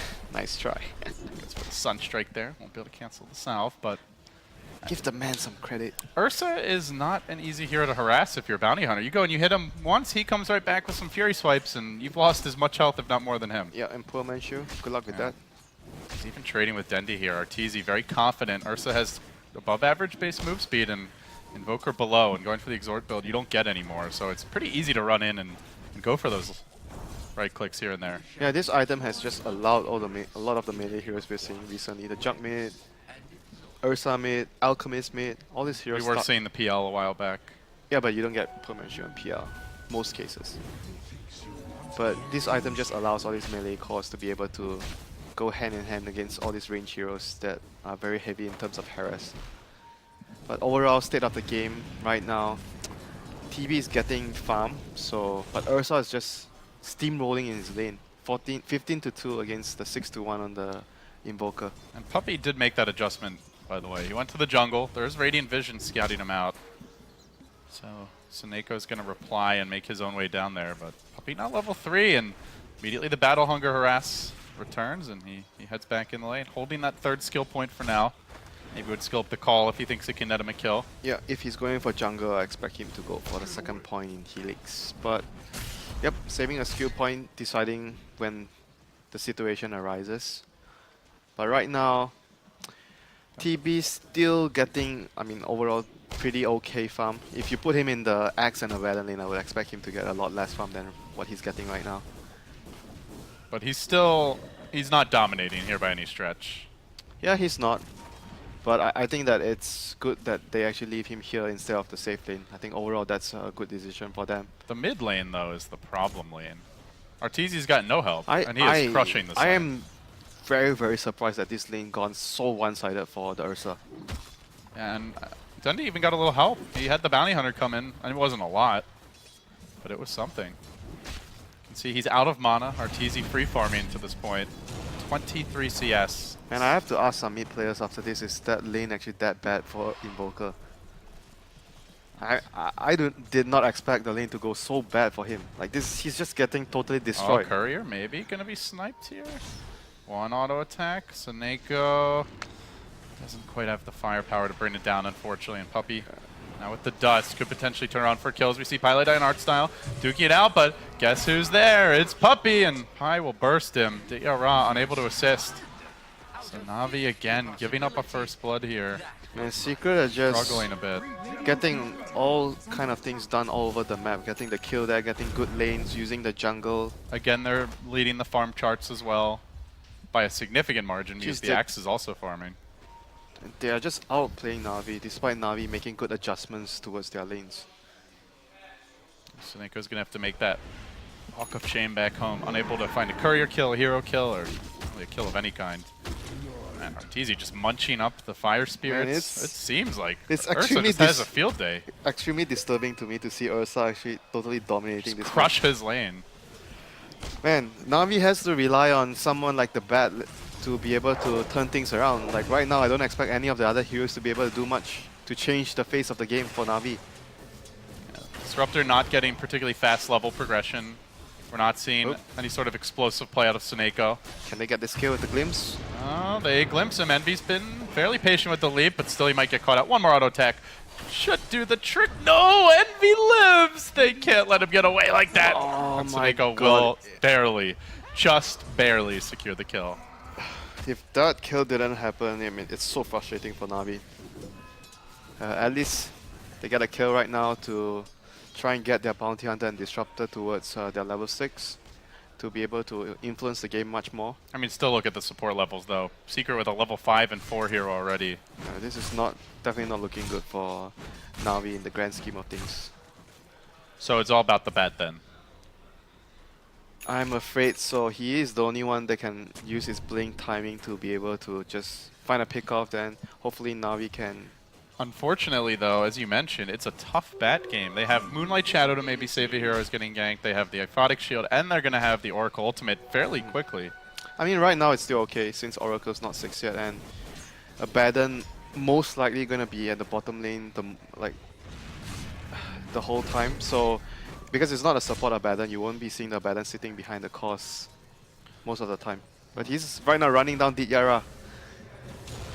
They do make that adjustment of sending Didyara bottom, but it comes at a cost, as his farm is already going to be under heavy pressure here. Seneco back towards top again. Looks like he may just finally start leeching experience, stop the roaming. But in doing so, it'll make things even easier for Secret to farm the jungle. Yep. The other thing pull farther ahead that way. They need to worry about is this Ursa getting the Roshan at some point, and we're going to see another initiation on towards Arcstar here with the call. There's the call, just looking for a Helix or two to finish the job, and there you go. The spin, the kill. Bulba just going to heal himself up with the ultimate on the way out. No answer for this aggression. Even with the glimpse, it wasn't enough. Yeah. Again, a very good rotation by this Axe. He's not just sitting in a jungle, getting towards his blink timing. He's just moving around, helping his team, securing their lanes. Even carrying the dust here, so if Bounty tries to come and help out, they can maybe get the kill there too. And that might be required soon, as Navi have brought 3 in. Seneko, they know the Bulba ultimate's on cooldown. Bulba's in pretty far. They have the vision here. Do they have the glimpse? No, it's 6 seconds on cooldown. Bulba will probably get away scot-free. Seneko coming in, but backup arrives in the form of the Axe. The Aphotic Shield's there. He's got stick charges cooling down, about 3 seconds until he can use that stick. May tick down. Even the Moonlight Shadow used to help secure his escape. He gets glimpse back, and Navi will just barely get the kill there. But they have to hustle for these kills, Winter. He got the drums on the Bat Rider? Oh dear. I mean, he's not going to have a blink at a good time then. He's going for the much more, you know, run at you kind of Bat Rider to do damage with the Sticky Napalm and the Firefly. I'm not sure if that's the right call here though. Who can he run at, would you say, right now? Is there anyone? I don't know, man. I don't think he can run in against that lineup. Secret are running at him. Yeah. General almost dead here as the Purifying Flames continue to nuke him down, and nice drums, says Envy, but not enough. Pilai getting the last hit. Arteezy meanwhile diving the bottom lane. I'm very surprised that he's not getting the blink right now. Bounty Hunter gonna TP into his bottom lane to help out his captain art style. They do have... oh no, actually, sorry, the dust was on Puppey, so they don't actually have detection here. And Arteezy, he's gonna turn and he massacres the little yellow goblin instead. Looking for a bit more, pop the ultimate for that clap. Follow up onto Art Style and Sunstrike. Oh my god. Not even gonna matter. Spread evenly between all 3 as Puppey splatters Navi blood all over the earth. It's just so difficult for Navi right now. And they're gonna get the lasso to cancel off the leap from Eternal Envy here. But he's got the raindrops. Is it gonna help him? Stick Just the charge. 1 coming out, but a lot of this damage over time is not negated. Still getting the kill. Even when the bat finds something, though, he goes down. So, nothing for free here. But, well, you mentioned the Oracle ult not being ready yet, Winter. Now it is. Level 7 nearly as Secret. So 4,000 gold lead. About to take down the tier 1 bottom. Then it's just that mid tower, and away to Roche they'll likely go. Yeah, now the problem with Navi is they are gonna be hard pressed to find lanes for the BH and the Disruptor to get levels. That's why I was kind of expecting the bat to go for the early blink, so he's gonna be able to make space, and it's gonna allow BH and Disruptor time to catch up to their level 6. But without that, I'm not sure how they're gonna get to their levels. Only one of them can get the Tomb of Knowledge. Oh, and that's if they don't die first. The Seneko gets caught out here by Pi. That's the opposite of what Seneko wants to be doing, running away from enemy supports instead of running in to kill them. Yeah, and Axe is going to be the one getting his blink timing soon. And he does manage to get his Midas, and then good news for Navi with the Ursa's movement, at least he's farming. 4k gold now, slightly ahead. Dende has caught up significantly, he's now top of the net worth. Is this like the kind of game where you think an Invoker can take over? Possibly if you go towards a late game and, you know, the Wizard with Aghanims and Octarine. Should we say like the Maybe or Miracle style where you get like the BOTs, the Ags, and just split push everywhere and play for late game? Yeah, I could see that happening for them. They have Bat Rider as well, like heroes that can allow them to catch heroes, prolong the game. Bulba posting up on Yara here. And this TV is just not having a good time. Everywhere he goes, he's getting harassed, he's getting chased down, not farming well. Oh, they are wrapping around though on the Abad, and they're going to commit a lot to try to bring down Bulba. Lasso is available as they glimpse him on back into a kinetic field, and he will pop the ultimate now. Bulba has been left to the Wolves, but backup's coming. Envy's inbound, gets off the Starfall. Full HP now with the Oracle False Promise. They can't bring him down just yet. They actually splatter the TB. They finish him off, then Bulba drops, but small consolation, losing the carry, maybe losing more. Seneko getting dunked as well. That's 2 down. Dende found a Sunstrike killing the Oracle while that was happening.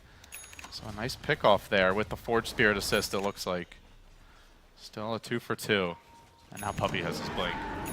They lost their TB. That is the big concern, Winter. He is not farming. A poor TB is just going to get destroyed this game by they have so much like nuke that can burst him down. Like you saw in the last fight, Oracle just using the Purifying Flames to just destroy the TB in the fight. A poor TB is going to have close to no impact in team fights. This is not a hero that can calmly transition into a utility or support role. They have no defensive supports to help him in team fights. No Dazzle, no Oracle. No Venge, nothing. No SD. No SD. Okay. Well, Dendy not able to find That was some Puppy good on the second one there. footwork there by Puppy. Looking very agile. So Roshan is still up for the Ursa.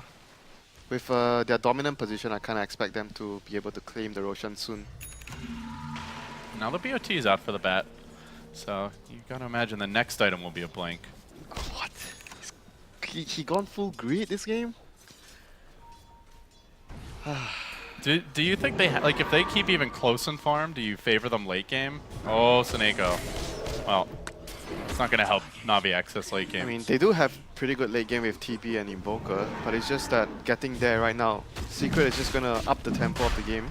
They get Roshan right now, and they have the blink on the axe.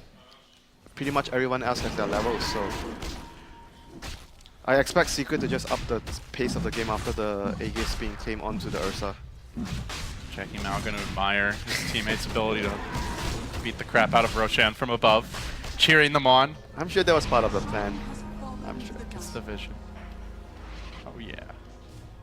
But they get their Aegis. It's relatively easily done here for Secret. Doesn't seem like Navi has any ability to contest with still no blink on bat. And they're not looking to contest at all with the boost of travel. They're just gonna try and split, try to push out the waves and use the map much more efficiently, because Invoker is also gonna use this time to farm a lot.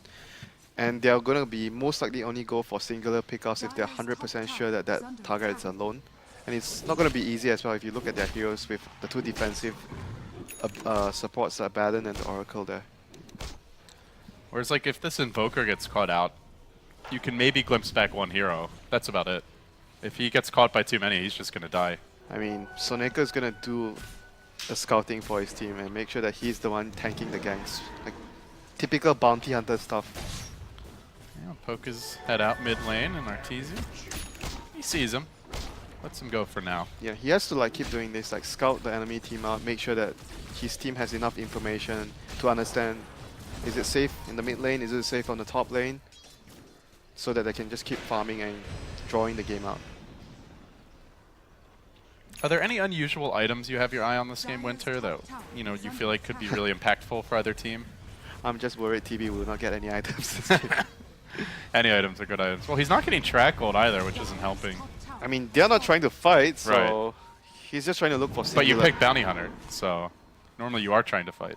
But the early game went really, really bad for them, so it's really difficult for them to try and fight head on right now, unless they, pick people off, lone targets.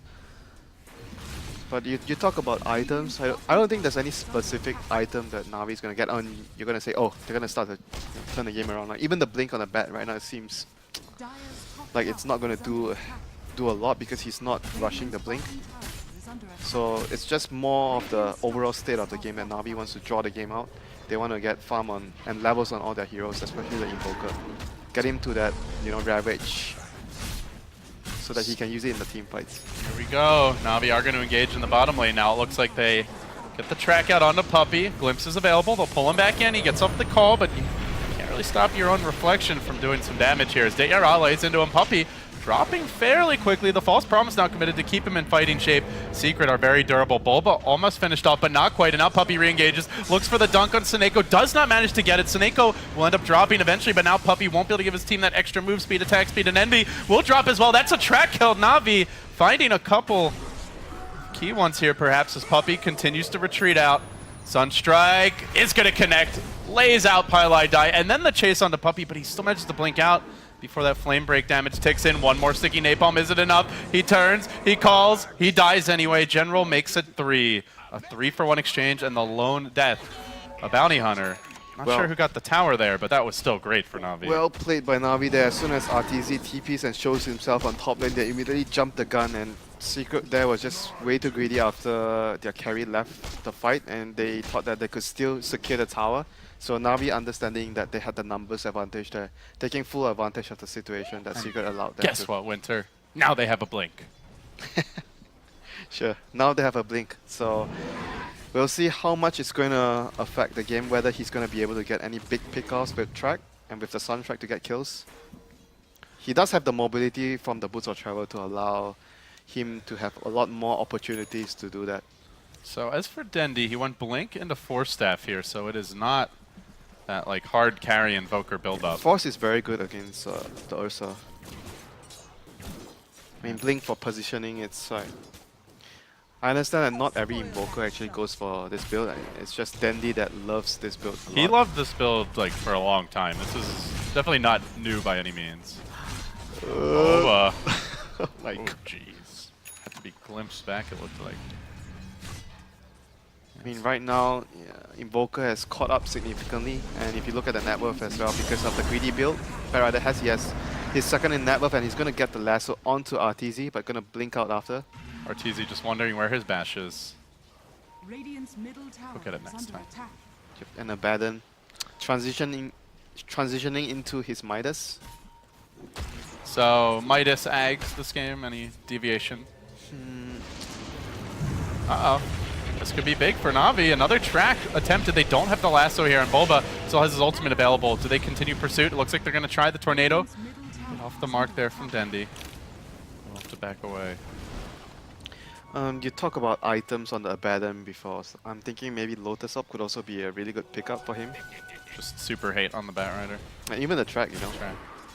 You can't really shield everyone at the same time, so having another option would be nice. But I think overall, Aghanim is definitely the item that's going to allow Abaddon to do the most in team fights. So Secret, just hanging out in the mid lane. I think the Aegis expired, or yeah, it's expired now. So how much pressure do they need to be putting on Navi here? As RTZ looks to make his move. Hold that thought. On to General, gets the bash, has the DD rune, grabs the kill. Now turns for De'Ara, scrambling backwards, slowed down by the reflection, but Puppey, he found the backliners here, moving onto one. That dunk's gonna go straight through the hoop, and now RTZ chasing for more, but the move speed from the track does allow the rest to disengage. So they try to limit the damage. Still, it's 2 kills, and now Puppey blinking forward again, just threatening for that bounty. Secret, all heroes alive will push. Well, I was going to ask how much pressure they need to put on, but apparently Secret feel a lot, Vincere, and they get right to work even without the Aegis. Yeah, they should. This is right now their time in the game. 20 minutes to maybe around minute 30. Their lineup excels, and they are at the strongest during this point of the game. They do not want to draw the game out. Like I mentioned, for Navi, they want to draw the game out with their Invoker and TB. And track gold. So overall right now for Secret, they're going to look to push forward to gain more advantage. Envy going to get caught by Cold Envy, Snap. this is a big one. 4-hero track takedown. Oh, that is huge. That is absolutely huge. All these small pickoffs. Before he gets his BOTs as well. It's allowing Navi to slowly get themselves back into the game. They are already at a pretty decent spot after getting 3 kills in the earlier fight where RTZ left his team during the bottom push. Crimson Guard is completed on Puppey now. So a great tool to deal with any illusion-based carry. But again, Navi, they're finding their pickoffs here, Winter. It's on to Pylai Die. He purges off the track almost instantaneously, courtesy of the False Promise. Will they get that next track? Yes, sirree, they will, and they'll get Py too. Track kill after track kill, and General with the vacuum lasso sucking Puppey back in, straight into another track. Well, quite likely into another kill. Navi with 5 heroes on top of him. Just rampaging through Secret out of nowhere, a complete collapse. Yeah, I'm pretty sure they're leading by a lot now as far as gold goes. Last few minutes by Secret were really not coordinated at all. The fight at bottom and now the pickoffs here and there, losing the Axe and the Oracle. And they have to get their momentum back together. So saw the Grathen fully updated, but Navi, they want this tower as well. That's going to go a long way, but De'Ara does get bursted. Had no chance there to pop the ultimate. Good follow-up by Secret as they look for more. They're going to chase onto the bat. General forced to retreat. Dendi scrambling backwards, has the mobility to get out of here. General, though, moving in. He wants to go for the Pylai Die kill, or at least drag Secret away from Dendi. He will do so, then he'll TP out. Envy does opt, not for the BOTs, but for the Blink first. So he grabs his next item now. But there's the Dendi Boots of Travel. Little bit of gauze to stem the bleeding there for Secret, but still these last 5 minutes have been very good to Navi. Yeah, so they're going to have 2 sets of Boots of Travel right now, going to allow them to be able to maybe move around much better to find pickoffs. So Secret... Well, they're going to maybe find another here. Looking for... No, never mind. Nobody in the mid lane. I mean, this guy is a hero that you do not want to go on. Well, if they have 4 or 5, they would, but... Just General for now. Yeah, I think overall what Navi has to do is just find pickoffs if possible, if Secret allows that to happen when they run around alone, and use track to their advantage to get their team even more resources. And Secret just needs to avoid that, you know, they have to be much more cautious when they're moving around. Whenever they're not 5 together, they have to be very, very careful. So Neko makes his move into the Secret Woods. Is it time for either team to be looking towards a gem winter? Are you particularly worried about map control at this stage? 23 minutes in, there's Bounty Hunter one team, Mirana on the other. Yeah, it's important for both of the teams. Because Bat Rider right now, he wants to ensure that there's no vision whenever he's moving around to set up a kill with the Sunstrike. So, and for Secret, obviously, they're playing against the Bounty Hunter. They want to have a gem as well. I'm wondering if either team's going to go for it soon. We see another 4-staff pickup here on the Disruptor. It's a great item against Ursa, like I said. Yeah. You need to kite him around. We've seen teams going for the Ghost Scepter build in the past, but the problem is he just gets a Diffusal and then your Ghost Scepters are pretty useless. Yeah, the other usage of the 4-staff here on the Disruptor is you have a secondary 4-staff. So in case Bat Rider blinks very far ahead to drag a target back, he can use his own 4-staff plus your 4-staff, so there's double 4-staff for that. Puppey looking to pounce here on the bottom lane, but Dundee sitting far back, anticipating his old teammates' movements. The Moonlight Shadow will be the way that they move in. And Puppey and Arteezy moving together. General's there to tank the gank, and it looks like tank it he will. Mauled by the bear, but better him than Dendi for Navi. Yeah, Still Secret, looking for the Roach now. He just spent his go as well, so he didn't lose too much there. But that's gonna allow Secret to claim their second Roshan of the game. I mean, it's kind of an inherited advantage when you have Ursa and you're on Dire. There's not much Navi can do in this situation here. Dendi looking for the steal or the pick off, but last hit will go to Arteezy, gets the Aegis as well. He's saving up a lot of gold though. Is he going to go straight to Abyssal? We've seen, what have we seen on Ursa? The Ags is a big item. Yeah, Ags is really good on the hero. CTY loves that Mask of Madness, but it seems less popular now. But if you think about it, since they have Oracle and Abaddon, maybe it's better for him to just go for an offensive. More damage. Yeah, more damage. Yeah. So Abyssal would be your item of choice then? I'm thinking of other items, like even Diffusal is really good on the hero right now, I think. Despite not playing against any Ghost Scepters yet. It's just such a value item that if you don't get one, you got to assume a support's going to go for it at some point. Secret slowly creeping forward here. We'll see the track onto Bulba now. Shields it off. And TB calmly farming away. Ra has the complete Command style, but right as I say that, Casters, Curse. Calmly farming away Gorman. He was, though. He was so calm, and now he ain't. Secret, lunging forward, diving towards the base. They found their opening. They want to get a bit more out of this. They've almost cut off the Bounty Hunter. They do only get one, but it's a big one. The Terror Blade, and now Bulba. I mean, he was calm. That's the problem. He was too relaxed. Yeah, I'm sure he died calmly as well. The call's not going to connect there.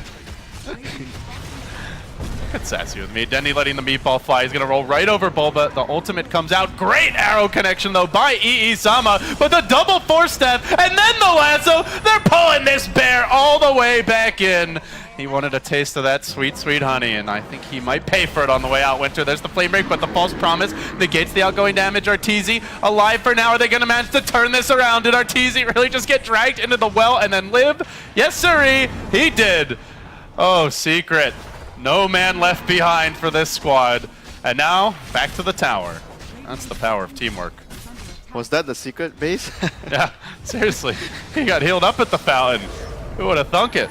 Now the Sunstrike connection onto Bulba. Does incinerate him. Dendi heating up a bit in this fight, but Secret get another kill. There's the dunk. Can they chase for more? Does he have any big cooldowns available here? They do have Glimpse. Spice Wall into the trees. Pylite die with the TP out. The whole squad escapes.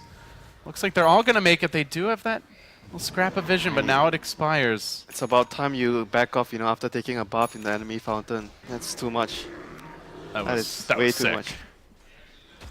They carried Arteezy out in a bag, but he's gonna go he was alive when he popped out. He's gonna go for the BKB on the Ursa. I mean, first Invoker, can't really argue with that. I was just expecting him to go for a more aggressive build with Abaddon and Oracle on his team. in good news for Navi, that did not lead to any major structures being lost, as Envy will avoid a Sunstrike here. He lets an arrow go. Let's see. Thinks about moving back in on General, who they did a vision of. Arteezy also on the hunt. So Secret swarming as a squad. But yeah, one more bad fight like that if Secret are at your base and Navi, they may be looking at a lost building or two. Yep. Secret want to make that happen. Here's the smoke. I mean, if they can survive the next approximately 5 to 10 minutes, then their chances would be increased significantly to come back into the game. Terrorblade is slowly but surely getting back in terms of net worth, and he's gonna get called once again. Here's the blink call, the static storm drop, but Secret don't care. They've got the BKB on Arteezy. They're looking for more. Chasing forward, the leap, the arrow. Oh, just barely tickling. Not connecting though. So again, Terrorblade dead again. Been farming a lot, caught up okay, but he is constantly on the sidelines here down the stretch. When you start to say, oh, Terrorblade is coming back into the game, and then he dies again. Commentator's curse. What can you do? Your job is to talk. You can't just not talk, Winter. Well, you're not talking. That's your solution to this. Doesn't want to jinx anything.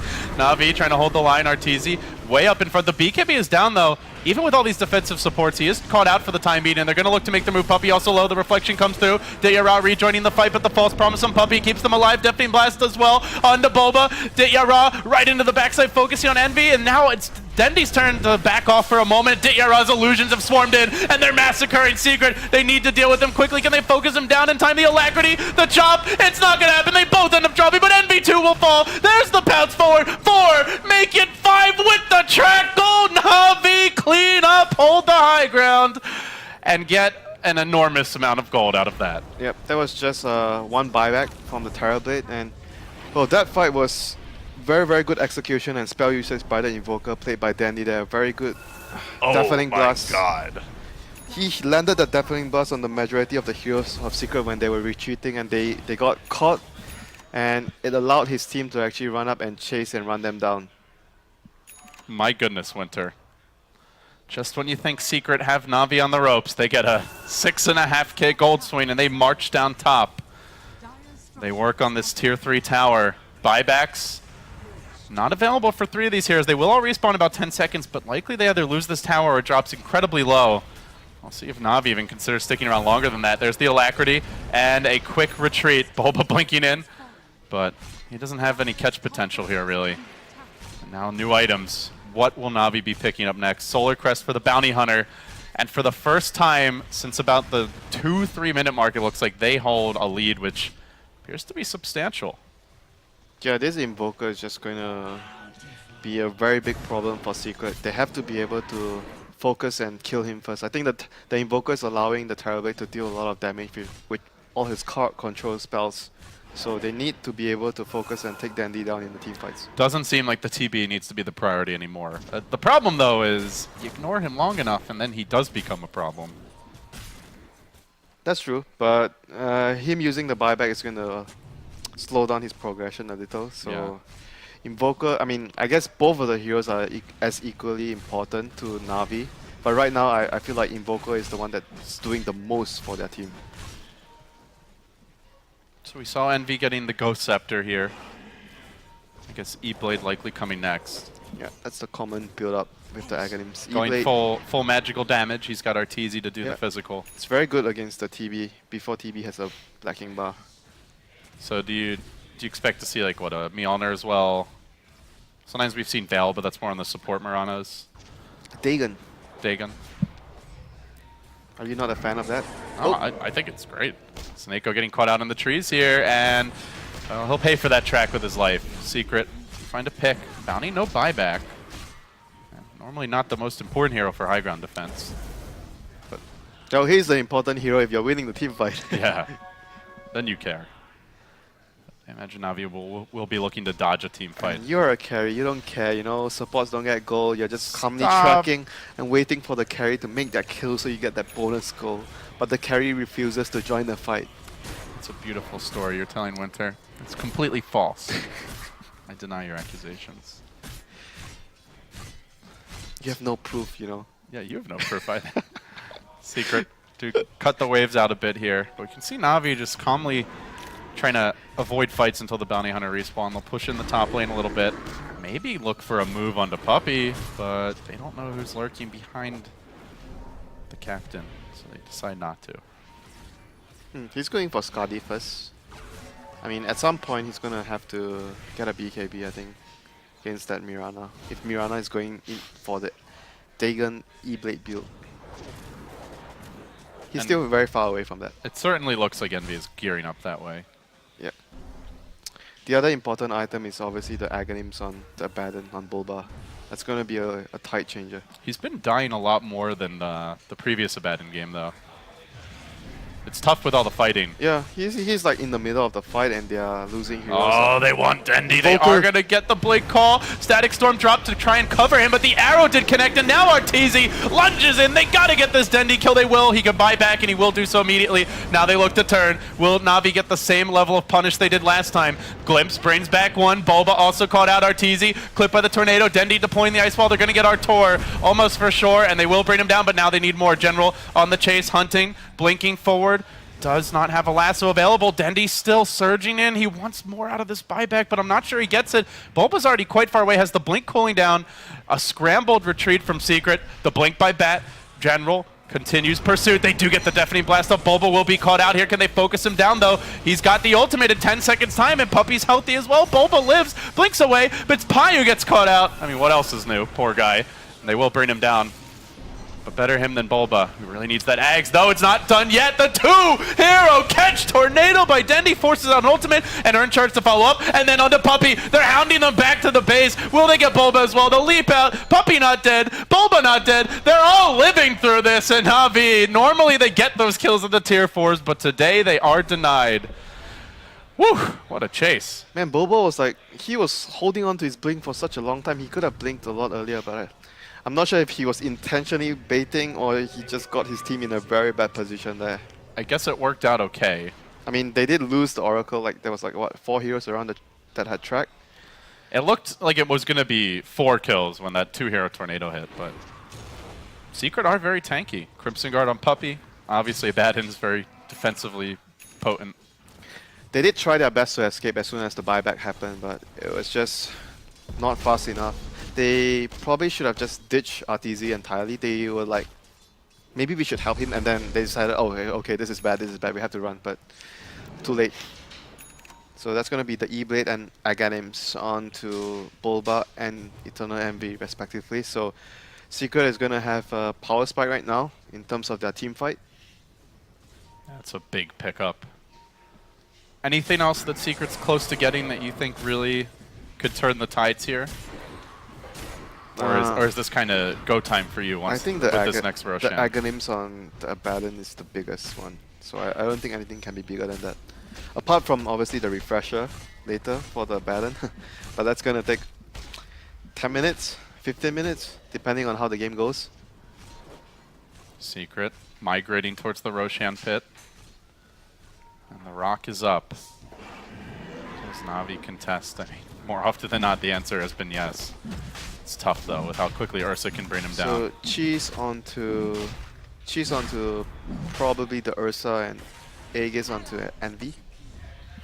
Navi, Navi smoking and moving in. I think they're going to be a bit too late to take the Roche, but they can maybe take the fight in front to break that smoke as Puppey. If they have no idea of the Aghanims on the Abaddon, they might take a very bad fight. That item is absolutely huge right now for Secret. Puppey leading this foraging mission. Okay, they're gonna see the Aghanims now, so this is gonna negate a lot of the damage from the Invoker and the Terrorblade in team fights. So with the Aegis and the Cheese and the Diffuser on the Ursa, Navi is just trying to desperately buy time, creep skipping. And General does TP out successfully atop the cliff.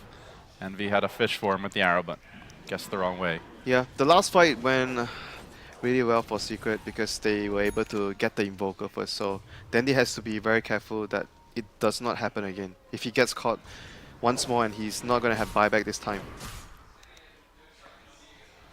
Secret just waiting for that opening. As the game gets a bit later, Invoker farming, Terrorblade still farming. There are some relatively poor supports towards the end of the Navi line, but it just feels like they have the more mobile split push draft if this does go later and later. Secret seem a bit They're not going to allow that hell-bent to on happen. pushing. They're just going to try to gain whatever advantage they can get with the Aegis and Cheese right now on their side. They are really, really strong right now with the Aghanims on the Abaddon, so they should be using this timing to deal superior amount of damage onto Navi's base. That's what Arteezy's doing. He just marches onto high ground, hits the tower, forces out the glyph. Nothing really committed for that, and then Puppey engages. He does find General. That's a big grab. And with Envy's burst damage as well as the Oracle, they'll bring him down. Static Storm deployed on 2. Buyback from the bat. They're going to re-engage. The Secret retreat this time. They do have that Aegis, that Cheese to work with, a little bit of extra HP, and Arteezy. He runs in. He looks for Seneko, but he's not going to find him. He gets caught out. The double 4-step dragging the Ursa so far back away from his team. He needs the help. He does for now. Turn and fight onto Dityara. Fuzzy Wuzzy still lives. He lives. Finally will end up going down, but he's got the Aegis for round number 2. They'll lose the Abaddon though, and with the Abaddon's death, Puppey low, Arteezy blinking out Secret, need to retreat. Puppey will hammer down that tower, but a glimpse pulls Arteezy back in again. Puppey there with the 2-hero call, but they need to be locking these heroes down, bursting them, finishing them off. This bear just won't die. Somebody kill him already. They can't do it. Dendy up into the fountain again, the only place where it's safe, but he gets shotgunned from the low ground. Envy can't quite finish him, but very close to doing so, and then Denby replies with a deafening blast. The tornado clips him on the way out, looking for more. Pylite Die running back, but Dendy likely to continue pursuit. The arrow comes through. Seneko, not going to tank it. It's the Forge Spirit that does. The pursuit continues. They've got the track. They look for a bit more. The Ghost walk in. Pi is there trying to scout things out, slow them down perhaps with False Promise himself. Live a bit longer, but not going to be able to get out of this one. Has the TP, just buying time and space for his team, but it will be a 4th hero hitting the deck. A 4 for 3, but they also popped the Aegis there as well. And now they're looking for a 5th. They found Denby. Dendy going deep for this one. The sun shaking the trees. Go splat! Oh, man. Oh my god, Dendy's... What a play. Dendy's putting his team on his back right now, man. Just hats off to him with this Invoker play right now. This... many have said, you know, Dendy is still a great mid player, but he is no Miracle, he's no Weeha, he's no Arteezy, he's not a 9K player. He's playing like one right now, Winter. Well, they have to focus this Invoker in the team fights. You see, if that does not happen for Secret, he's just gonna totally dictate the pace of the team fights.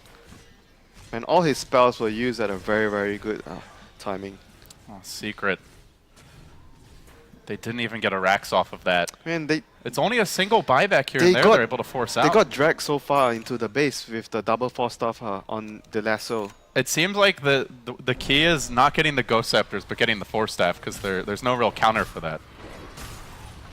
Yeah, they need to fight. The other thing is they need to fight around the Aghanims on the Abaddon.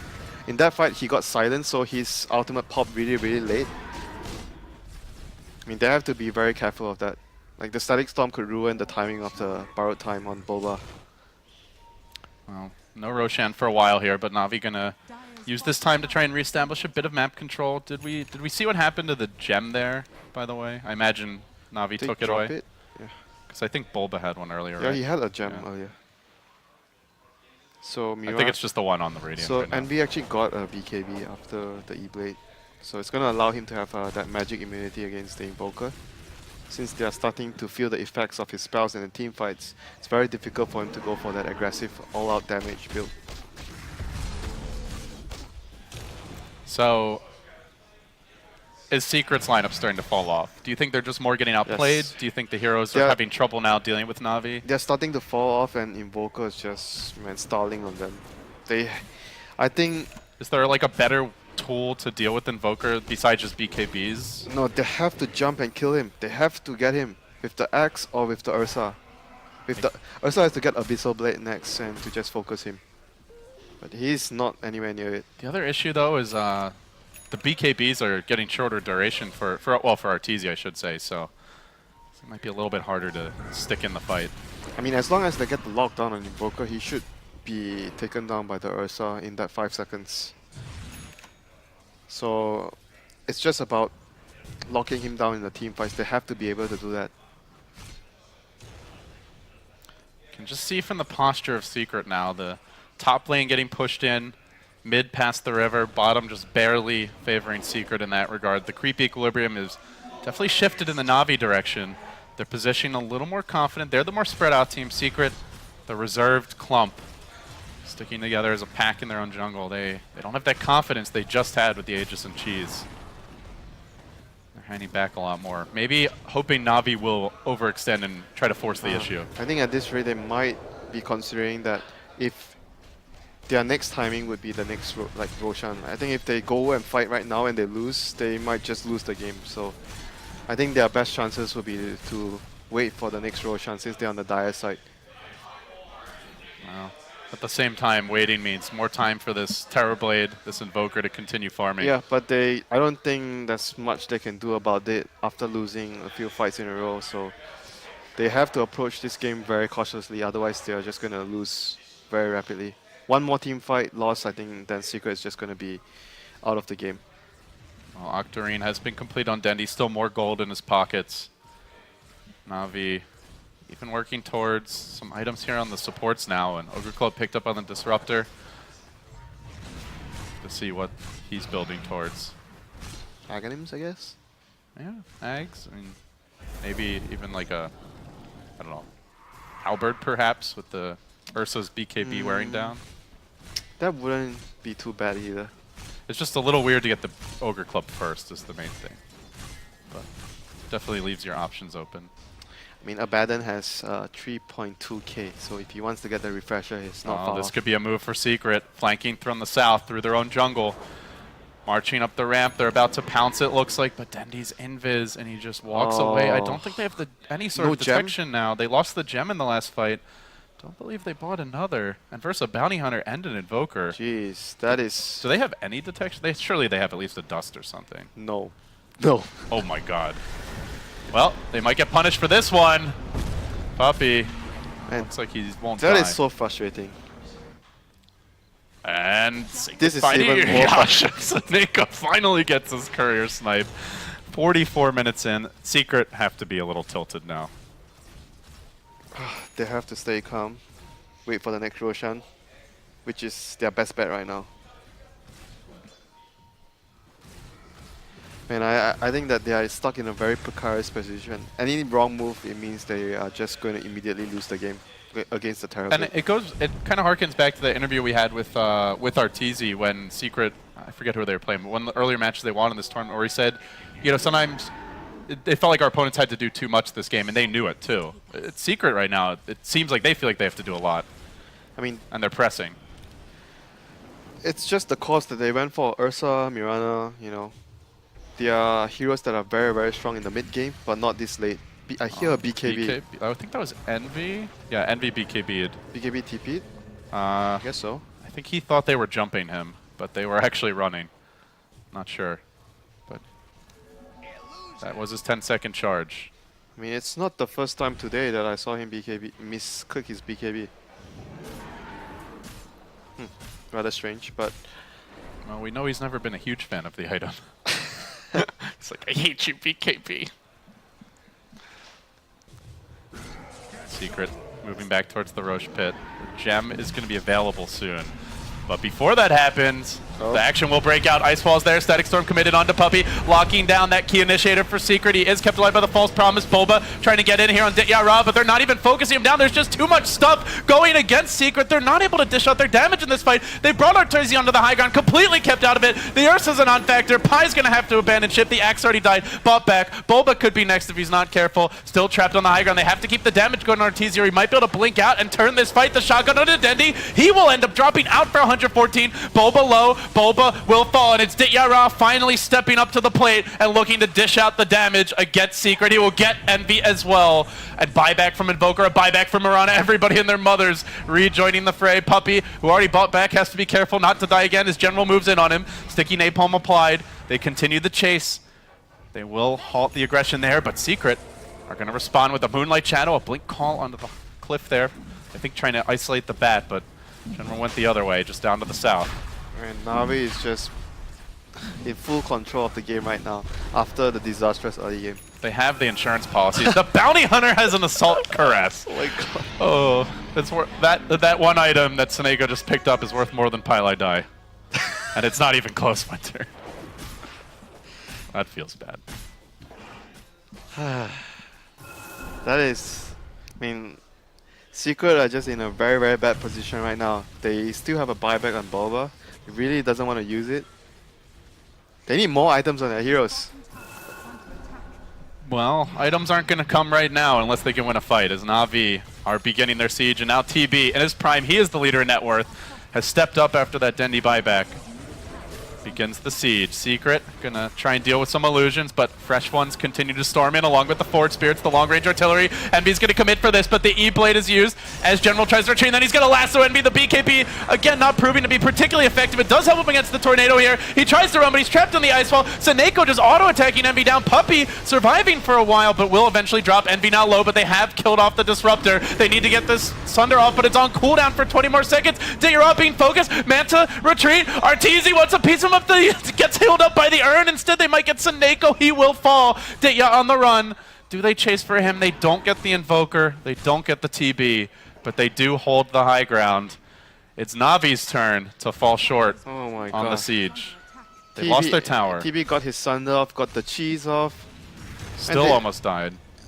Secret almost just killed him again, so that was rather unfortunate that he was able to scurry away without dying.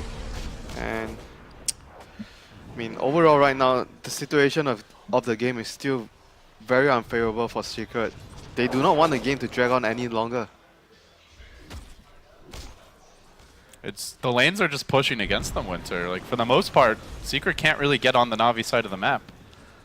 The Invoker, the Terrorblade illusions, the Batrider's mobility, they're struggling to keep up. What does the Ursa have right now? Did he go for the Abyssal on the Ursa earlier? He's still saving for buyback, I guess. I think he may have upgraded his Diffusal at some point there, but... And they need to be able to isolate this Invoker. This Invoker is just being such a huge problem. And now at this point, it's not only the Invoker, it's like the Terrorblade is already... And especially with these items the Bounty Hunter's getting, the TB hits a lot harder. The TB is already more than happy with all the items that he has to be able to... They can look for a jump here, and it's going to be onto Pylai Dia. There's no easy way to cancel this lasso. A clean takedown and no buyback in the Oracle for a minute. That is a... They'll have a fresh lasso. That is enough time for them to get a set of by racks. the time he respawns. So they can maybe even find another kill if Bulba's not in perfect position. Secret, they're going to Moonlight Shadow. They're going to look for the jump.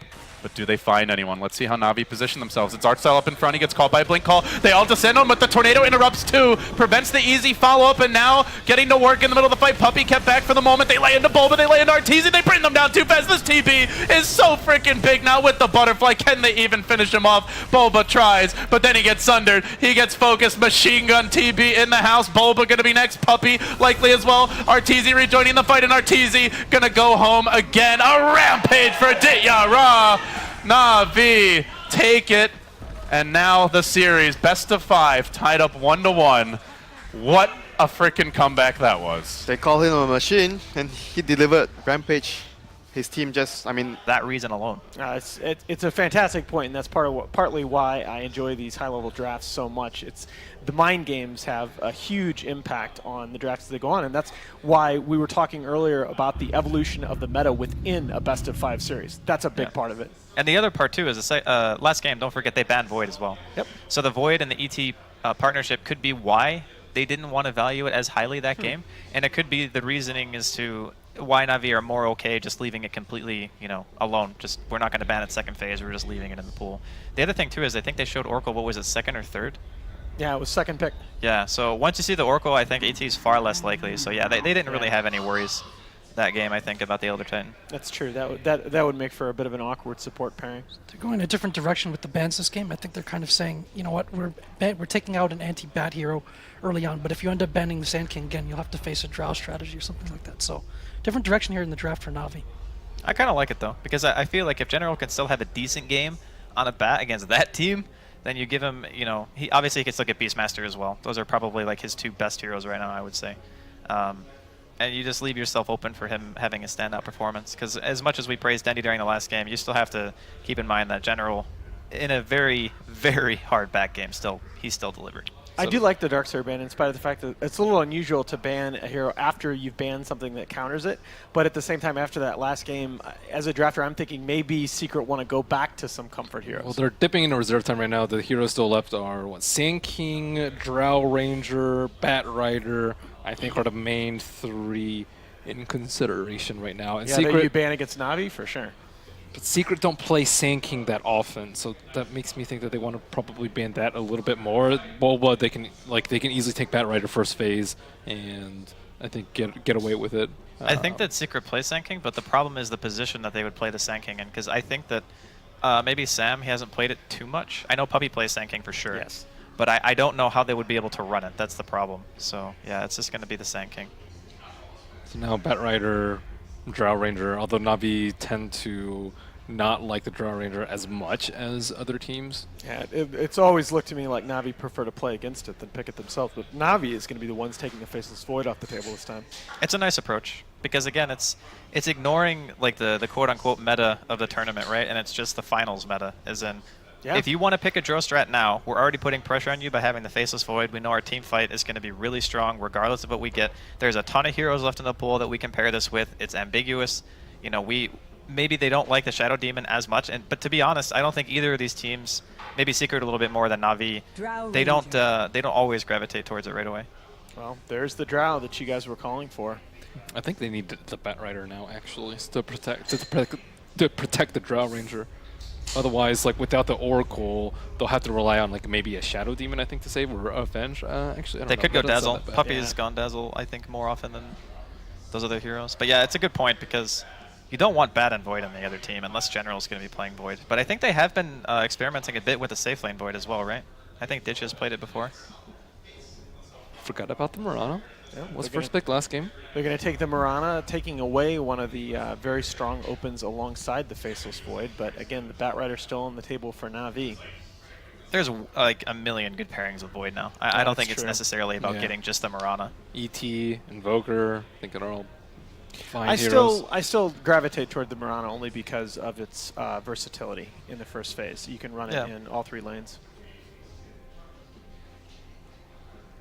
I've seen Secret run this kind of lineup a bunch of times. They often pair it with like a Tide and something, and they can find a really early opening to push and make it hard to team fight into them. Kind of the whole we're going to be hitting towers while you have to fight into a Ravage.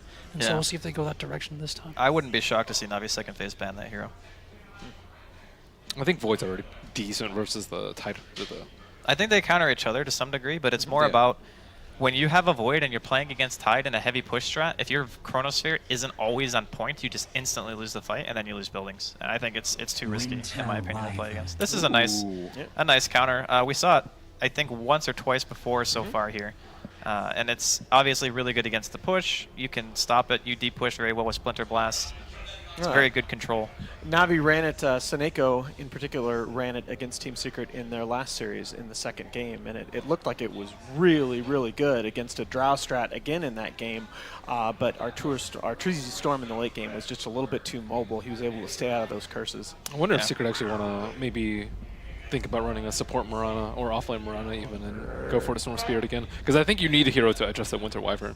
I guess maybe if Mirana gets really farmed, then you can actually burst through the Cold Embrace. And the last game that we saw the Winter Wyvern, they didn't actually have any physical damage, but maybe it's a little bit different. Yeah, I'd worry a little bit about the Storm Spirit against the Void, not only with the Chronosphere, but again, the same time dilation that proved so effective against the Timbersaw in Game 1. But there's still Shadow Demon available for Secret, too. I think Shadow Demon's also pretty, is all right for both these heroes, really good with Mirana, and can be decent at saving the Storm Spirit, so they can always fall back on that. Yeah, I'm more okay with SD now that I've seen the Wyvern pick, because Wyvern is like, yeah, you can walk from lane to lane in Arctic Burn or whatever, but it's not one of those heroes that you normally see being super active and getting kills or anything, so the SD you could probably get away with. And it's really good versus Faceless Void in lane. Pai has had a lot of success in zoning out Faceless Voids early or just messing with his farm. Yeah, and that is one of maybe the potential weaknesses with Navi in their drafting is that their support hero pools are very, very differentiated. When you see a support pick like a Wyvern or a Chen or a Bounty Hunter, you know exactly which one of their supports are going to be playing it, and you have a pretty good idea of what their approach is going to be. I feel like Navi are setting themselves up for a bet. Like, look at their bans. Like, they just take away Dazzle and Venge. Like, clearly they're defensive supports and saves for the Drow, but I mean, that pretty much only leaves SD if they want to go the defensive route here. But knowing Secret, they could have something else in mind. Yeah, I think you were mentioning it before the series, Draskell. It's just calling what Team Secret is going to pick in this tournament has been nigh impossible. I mean, sometimes you can kind of get a general idea of what they want to do. It's just how they accomplish the same goal is very different from a lot of teams. Okay, so we'll be the SD. It was like the only defensive hero left besides like Abaddon or Omni if they wanted to do that. Oh, and it's been pretty common for Navi throughout the tournament to pick up one of the supports in the first phase, and then very often the art style support with their third pick. And we're going to see an Enchantress here again, just like the Chen pick that we talked about in the first game. They will run this in the jungle, but they'll also run it in an aggressive dual lane. Yeah, they haven't been that afraid of Drowse, and one of the reasons why is, again, they put one of these aggressive jungle heroes up there in your safe lane and start running behind your tower. And so we'll see if Secret drafts to deal with that. Wow. And this is, again, you can't argue with the Dazzle and Venge bans if you're planning on picking the bat yourself, but it is going to leave this just devastatingly effective support duo in the pool for Team Secret. I mean, there's not really anything great to pair it with, but I guess on its own, it's still like very good for deep push. You can slow down the tower sieges and whatnot that Navi are going to be bringing to bear. And this is like classic Navi where they take their jungler in the second phase after they see like 1 week support. And I just hope that art style can have like, you know, the early game that he's looking for. I still would like to see Bat, actually, from Navi. Yeah, Bat does make a lot of sense with what Navi has gone for so far. I mean, then it offers you like multiple ways of starting fights. You can just put General in the off lane, have Enchantress up there. Like, the lane that Team Secret have can't really kill a Void ever. And then you can just pick safe lane, ditch your raw, you know, whatever you want. If you want to go back for the Terrorblade again, or you want to go back for something else that's maybe a little bit more proactive in the mid game. Like, you know, even Navi themselves have run Ursa in the past. And it's a hero. Yeah, there's still a Beastmaster, or maybe even a that's a good Timbersaw point of their too. own. Yeah, Beast is still in the pool. Oh, we're gonna see so one of the true classics. This will be a Dendi Magnus mid. This seems more likely a farming Void then, right? After It seeing can be that. either way. They've easily run it in the offlane. I forgot who did they pair the Magnus and the Void with last time? Enigma. No, the safe laner. Oh. Who was the safe laner? Maybe it was a lifesteal. I think it was a lifesteal that they ran it last time. I don't know if you want it this time versus Team Secret though. Other options are Anti-Mage, very common pairing with Magnus, although not that great versus SD, and I also don't think it's particularly great versus the Drow Ranger. We've seen Ember Spirit sometimes What about too. Medusa? Medusa, I think slow? it's less so for their team, just because I think they actually want a hero that can cleave with the Magnus. Although I think it's a fine pairing. Yeah. I think it's a little bit less so for Navi. I guess the Europa has played the Medusa now and then, so I wouldn't be too surprised. But There's a couple good gap closers left in the pool. Maybe something like a Slark, potentially even like a Juggernaut or something. yeah, Juggernaut I would like a lot more than a Slark. I think Jug Slark, is the standard, right? yeah, Jug is standard. I wouldn't mind Jug or Ember, because I think you also want a hero that can deal damage in the Chronosphere, and I think Ember fits that a lot more than the other melee heroes. So Secret will take out the Slark, and once again, Secret will have the last overall pick. Still a bit of a potential for a twist at the end, as Bulba could take over the Mirana or Elder Titan in the offlane, but probably going to be an offlaner coming out from Team Secret, whereas Navi need their carry for Dit Yura. No, they. Well, yeah, it could be they a safe ban lane Razor. Void. Yeah. Ember Spirit. Yeah, there's Ember. Ember Mag. This is also a ridiculously good high ground defending team here from Navi. And I don't know if Team Secret have the late game secured enough right now. I think you actually need to. You have to fight. You have to push early versus Ember Mag. Winter Wyvern faces Void. Like, once it goes late game, these heroes destroy BKBs, mass armor, like team fight with refresher. It like really doesn't matter. I think like you'll have it in the bag if you're Navi and it goes past 45. It's just incredibly difficult. Secret to can stop. still come back with. Okay, so they are going to come back with the traditional offlaner. We talked about the Tide and his potential matchup versus the Void. All right, Jack Draskell, really quick, final thoughts. Who do you think takes this one? I hope we see some Ember Magnus that we saw from Secret last year with the Rapier, but right now, I like Secret's lineup. I'm actually going to say that Navi have put Secret in the same spot they were in Game 2. I'm going to say Navi has the better draft. All right. Ben, what do you think here? I like this Secret lineup a lot, but this just feels to me, this lineup from Navi feels like it fits their classic formula, and it always also gives them a lot of potential to scale going into the late game. I favor Secret just because Drow Ranger's consistently been winning games. They lacked a tower hitter last game. I think that was the missing piece, and now they found the solution to the puzzle. Okay, very even draft. I'll go with Navi. Ben's going to go for Secret. With that, our series is tied 1-1. One of these teams is looking to take control in Game 3. Throw it over to LD and Winter for our cast. Thank you, Alan. That's right. Ready to go, Winter. Game 3. Who's it going to be? Navi. Did Yara Ember. Didn't sound very confident, but you reluctantly say Navi. I reluctantly say Navi. Don't put stuff in my mouth, you know. I don't. Anyway, so Secret running the Bulba Tidehunter here. They are getting the Drow again. Their dire side. Why Navi? It seems like a lot rests on Artstyle's shoulders this game to me. As usual, the early game is always on their supports. And we have seen time and time again when they have Enchantress, they always are able to take control of the laning phase. And SD is not the best of okay. They're going to get a Disrupt. This should be first blood. Oh, Seneko, far away from home. And he will die. The last hit going to Arteezy here. Granted to Arteezy. Everyone stop attacking. What teamwork? What teamwork? I am always going to grant you a kill if I gank someone. Thank you, friend. Secret. Dropping Only up. if you carry me later. I can't promise that. I'll take the kill. I'll do my best. So Navi here, like, if it, let's say it does go a bit later on, both these lineups have some potential to scale. Do you think Navi just straight up wins late game? Navi We've seen wins. Drow being a lot stronger in the late game than she Not used to be. against Empower, Ember Spirit. No, I don't think so. No chance. Okay. And they have Chrono, so I think their late game is just like there's Curse as well. So overall, their late game is very strong. So I don't really think that Secret wants to go late game. Maybe at tops, 35 minutes, 40 minutes, but anything apart more than that is not very good for them. So we do see Arteezy with, I guess I'm going to almost call it his patented move now, just starting with the TP and, you know, getting there in time to block the creep wave so his supports are free to do other things. Does crit that bounty rune, off to a good start here. Top lane, we are seeing General on the Void, but he's up against a tri-lane for now. This lane is really bad for him. Is there, how much kill potential is there in this lane? Yeah, but he's not going to be able to get like farm in the lane against those heroes. He has to wait for Enchantress to head over with the creep, and if you look at... There's an observer to scout it. There's a sentry blocking the camp as well. Yes, Yep. I believe it is in the box. This is really important. I don't see teams do this enough against Navi when they have the Enchantress or Chen. You need to block the camp near the offlane, and Magnus is gonna... Oh, Denvi taking a beating here by Arteezy, who already used the arrow. Not going to go for it just yet. Setting up. But yeah, every Artstyle Enchantress and Chen game I've seen, it's always the offlane he goes to. Yeah. He doesn't really pressure mid anymore. He hasn't been pressuring the safe lane. It's always the offlane. Most of the Enchantress champions in the current patch, even DJ does the same thing on Fnatic. They prioritize on helping the offlane in most situations because it just allows the offlaner, like, for example, like a Void. If the Chen or Enchantress is not here, he's not going to be able to get farm or get experience. But when the Chen and Enchantress is here, it's going to allow him to get some farm and some experience, and it's going to help him a lot in the game later.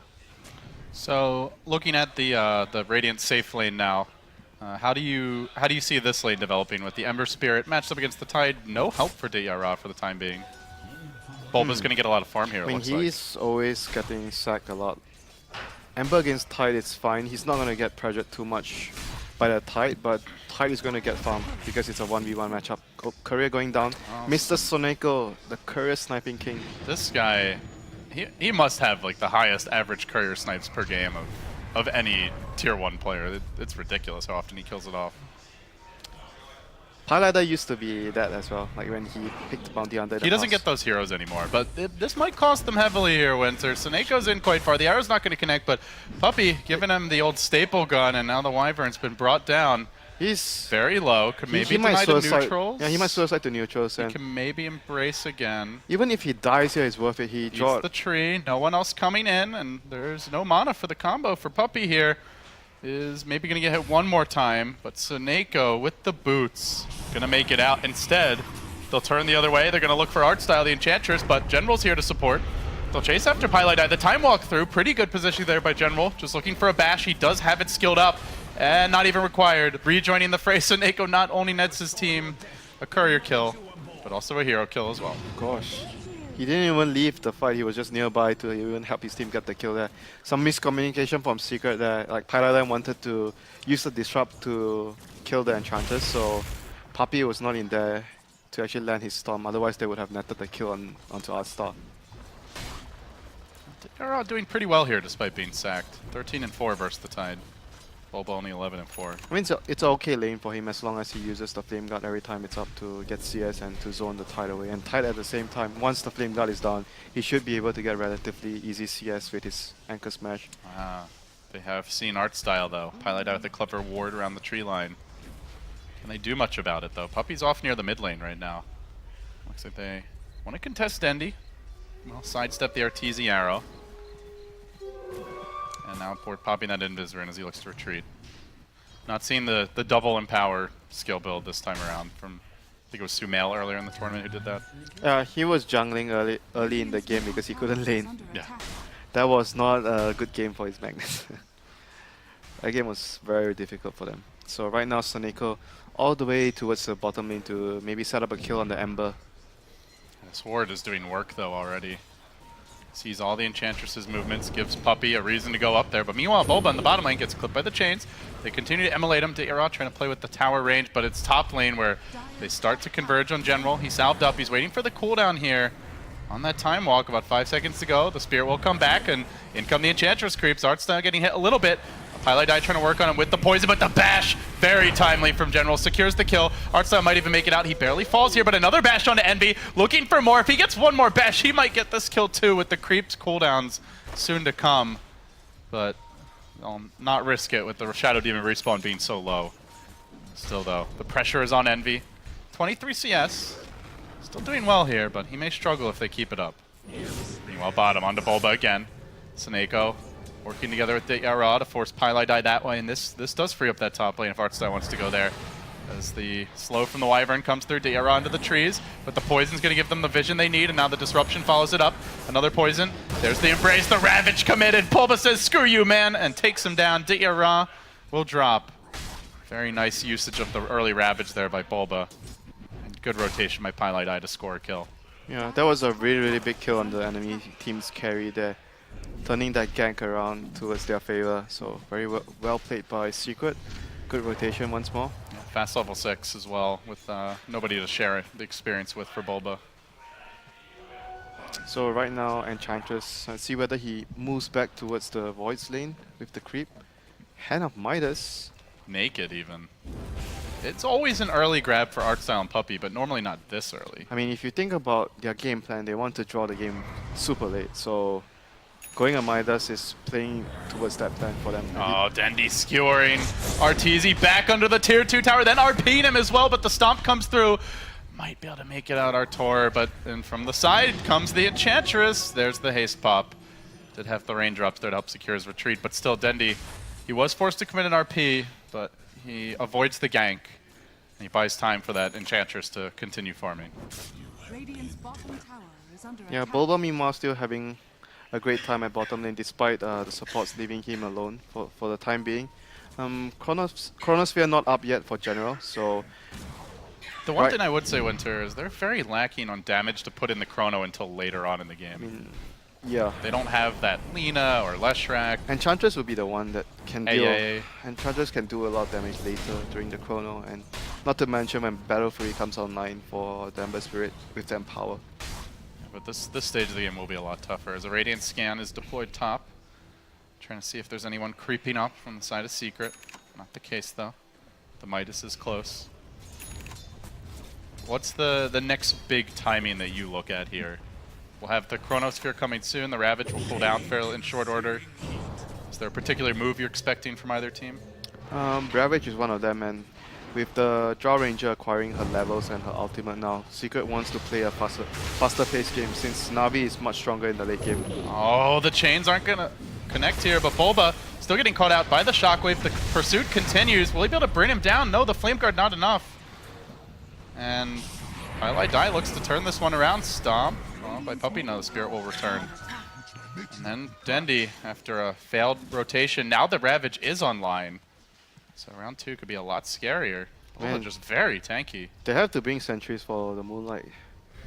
It's the second time that someone escaped because there's no detection there. So we saw you even last game when Secret had to deal with the Invoker, Ghostwalk, and Bounty Hunter. That later on in the game it's hard to keep up with it. But first debut of the Moonlight Shadow, successful there. Yep. 8-minute Midas on art style. And he applies the pressure top, but he may get punished for this. He's a slow one. Great troll trap on the way out. The arrow. Art style dodging bullets. This Bambi is tough to tango with. They can't quite finish him off, but the creep will be taken down. Still Arteezy had to rotate for that. Freeze up the Magnus on mid, the Ember Spirit bottom. Art style getting away with murder. Well, Navi still, like you mentioned, severely lacking in terms of damage if they want to look to set things up with the Chrono. It's not very easy for them to get any kills at the moment. Like I mentioned, Enchantress with her level 6 would be the best solution to add damage into the Chronosphere, which she's going to acquire soon. Yeah, she's about to get that impetus. Also, we'll have the boots now, so we can actually chase a bit. They're trying to give Seneko his experience in this mid lane. We'll see if Arteezy has a fish with the arrow, but waiting for the Starstorm to cool down. So very plotting mid game now developing. But General looks to change that equation. He moves top. He does have the Chronosphere online. The ward scouted his movement.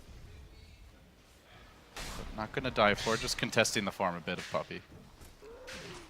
Yeah, the next thing for Secret is just to find a timing to get Roshan as soon as possible with the draw. That's going to be, I think, their most important task. And right now, Seneko... Arteezy. Great shot there with the arrow, the DD rune, and the Drow arrow. That's a lot of physical damage. Didn't even need the Starstorm. Yep. A good pickup there by Arteezy, getting that kill. But overall, for Secret, they still have to keep playing a very fast-paced game with the Drow Ranger. They cannot allow Navi to just get their levels and items, especially the dagger on the Magnus, at a good time. Seems they agree. They're going to make their move on mid here right now. Seneko to slow Arteezy down. Maybe not actually going in, but just trying to stop this push. Tier 1, though, under siege and will be last hit by Arteezy. He jumps away. Had the Shadow Demon there to protect him on Miwa on the top lane. Other action breaking out as Dendi skewers Bulba back under tower. RP already expended, it looks like, but not even close to a kill. So they commit a lot just to hold this tower for now. And meanwhile, Secret setting up shop for kills elsewhere. Seneko disrupted into an arrow. Starstorm's there. Arteezy secures another. So this Mirana already very active, very effective. The leader in net worth, having all kinds of impact around the map. And looking for Dendi too.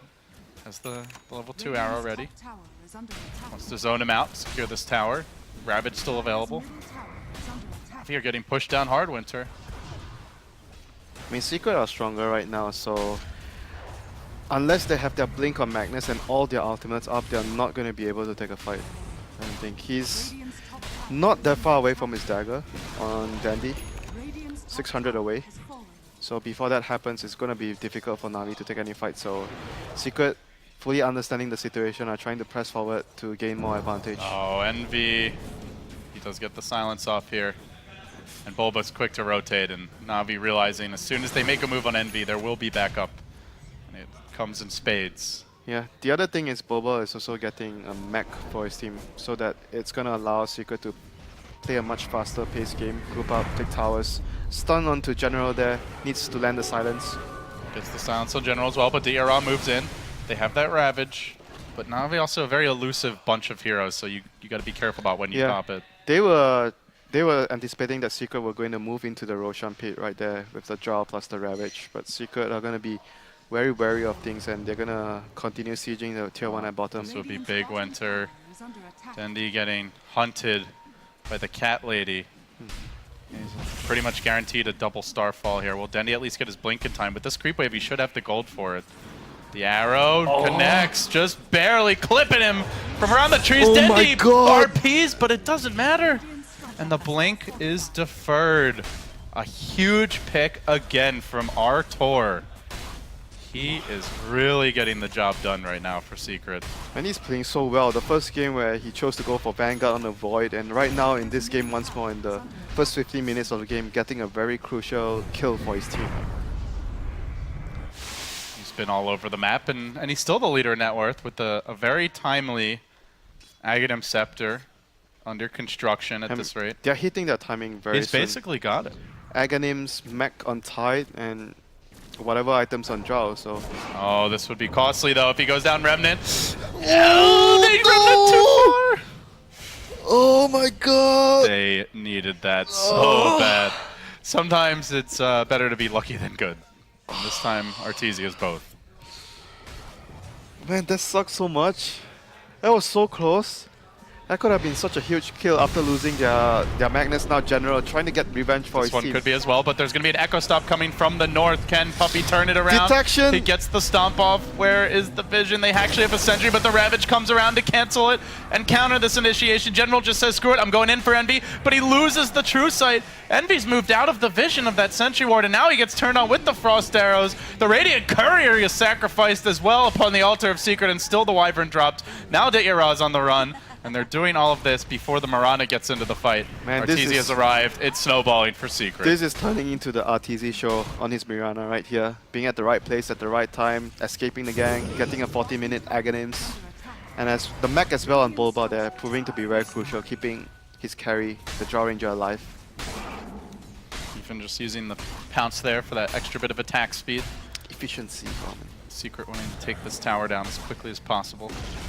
The graph plunges Secret's way. Now they have full map control on the bottom side, the area that's very close to Roshan.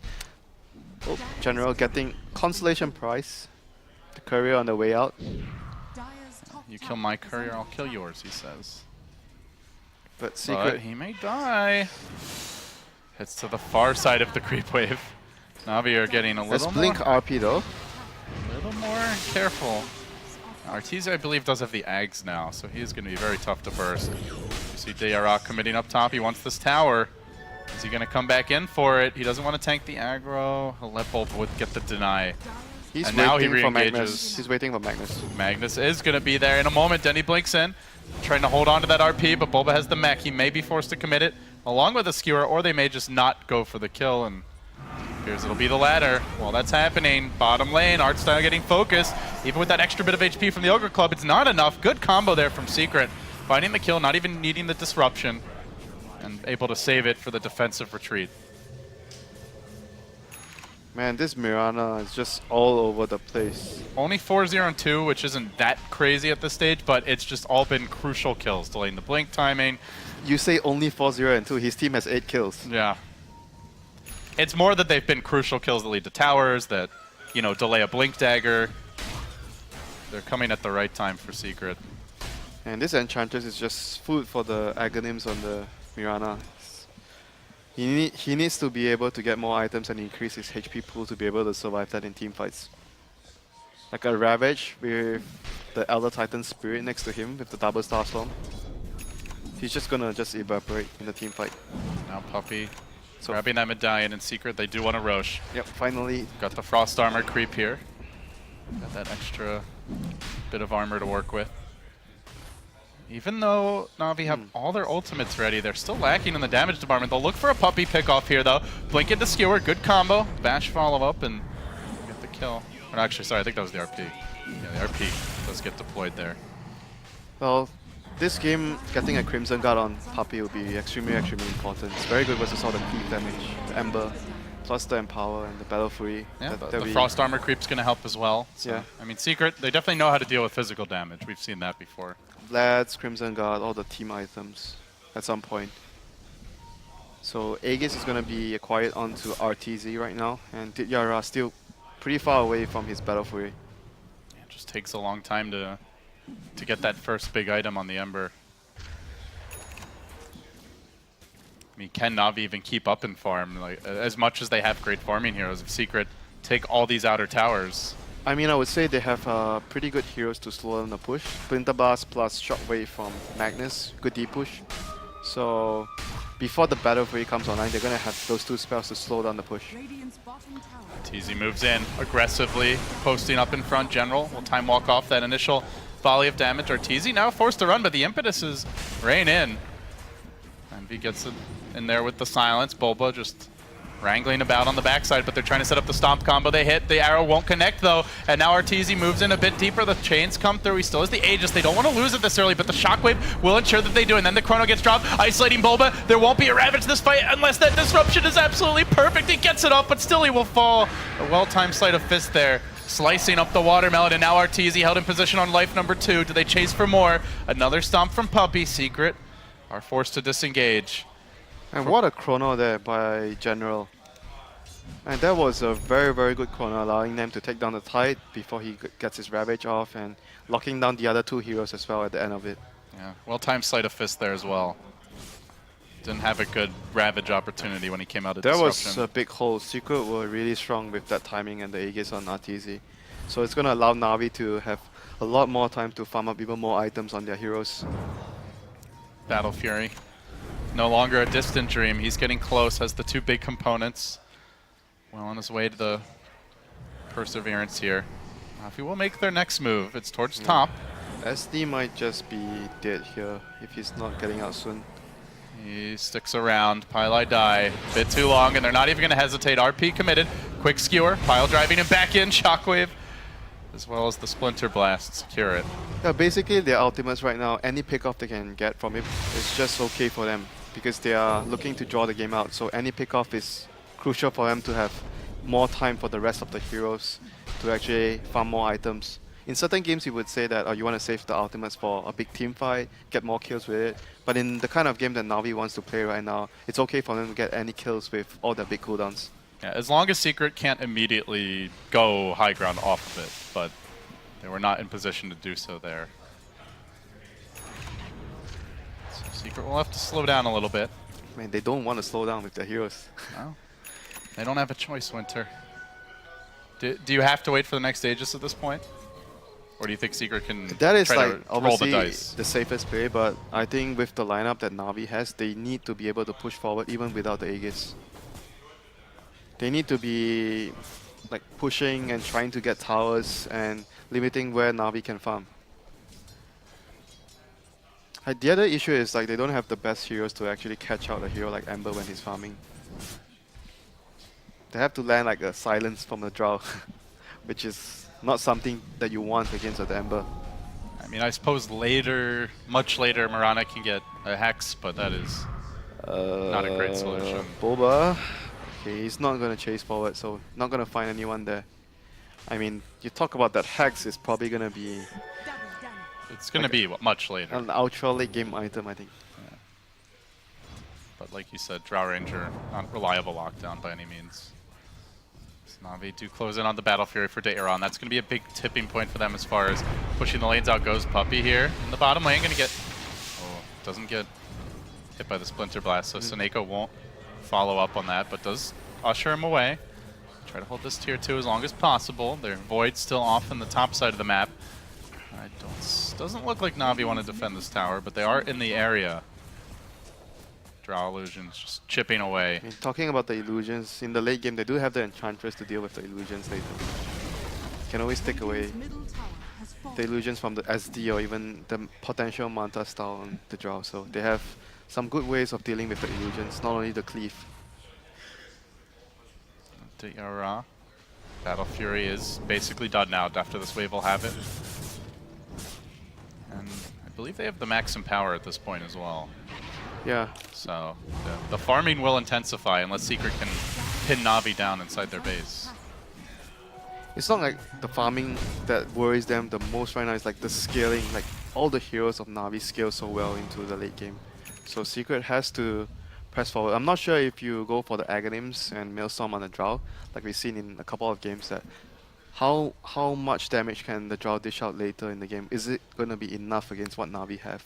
I mean, that's great for like clearing Terrorblade illusions we've seen. Yeah, not so good against man fighting, I guess, against a FV Ember lineup. And they also just have great gap closing. Even the Mag with the Force Staff. They are going to be able to get on the Drow, and it's up to the Tide and the Shadow Demon to deal with that. Yeah, I think Secret has to play very well in those situations to be able to come out on top. They need to outplay, outmaneuver, land their arrows and Echo Storms on crucial targets. Bulba moves out here in the bottom lane, but Secret are coming. They're very close to the Bulba Blink, want to secure it, maybe find some kills. Dendy, the man to break the smoke. He blinks out right as the Spirit comes in, and they've also found someone else. Arteezy snipes out Artstyle, so they still get the one pick. You know, if Artstyle was not getting ganked there, I'm sure there would be more attentive aware to Dendy. Yeah, Dendy being the next to breaking. them. They were like most likely all looking at the Enchantress there, and Dendy pops out at the side and no one notices. Next time, maybe Bulba with this blink will be able to catch him. The farm will continue. The era, 1,300 gold up. There's already a Solar Crest to deal with. A Butterfly is coming, so an early MKB may be... Well, I guess it could be the shotgun, actually, for RTZ. I guess we'll see. That shotgun is good versus the Chrono as well. Disruption. See what he wants he to blocks do. the arrow. Grande blinking into the arrow. He blocks the arrow. But does block it. A noble sacrifice, I suppose. I mean, he's just doing that just to save the Ember there, so making sure that his carry, his big brother there, stays alive. Or the machine, he would call him, the Didya machine. The tractor. He's still getting tuned up a little bit. They're not ready for full deployment, but soon those crops will be ready for harvest. If it has his way. Yep, Secret continually to press forward with their lineup, the draw lineup. Trying to secure another tower for their team. With the Blink Ravage, they feel really, really confident in taking the tower down. And the next Roshan is up, right? Is the Roshan up? So it is indeed the E-Blade. Tons of magic damage now from RTZ. Yeah, basically after this is just to go back and secure Roshan when it spawns and proceed to high ground. And Navi are now tucked away in their own They're base. expecting the Roshan maybe. They just smoked. Roshan is going to start spawning. Secret do have a couple of reasonably placed wards here on the Navi side of the map, so it's going to be tough to find a pick off before Secret start to get itchy feet and back away.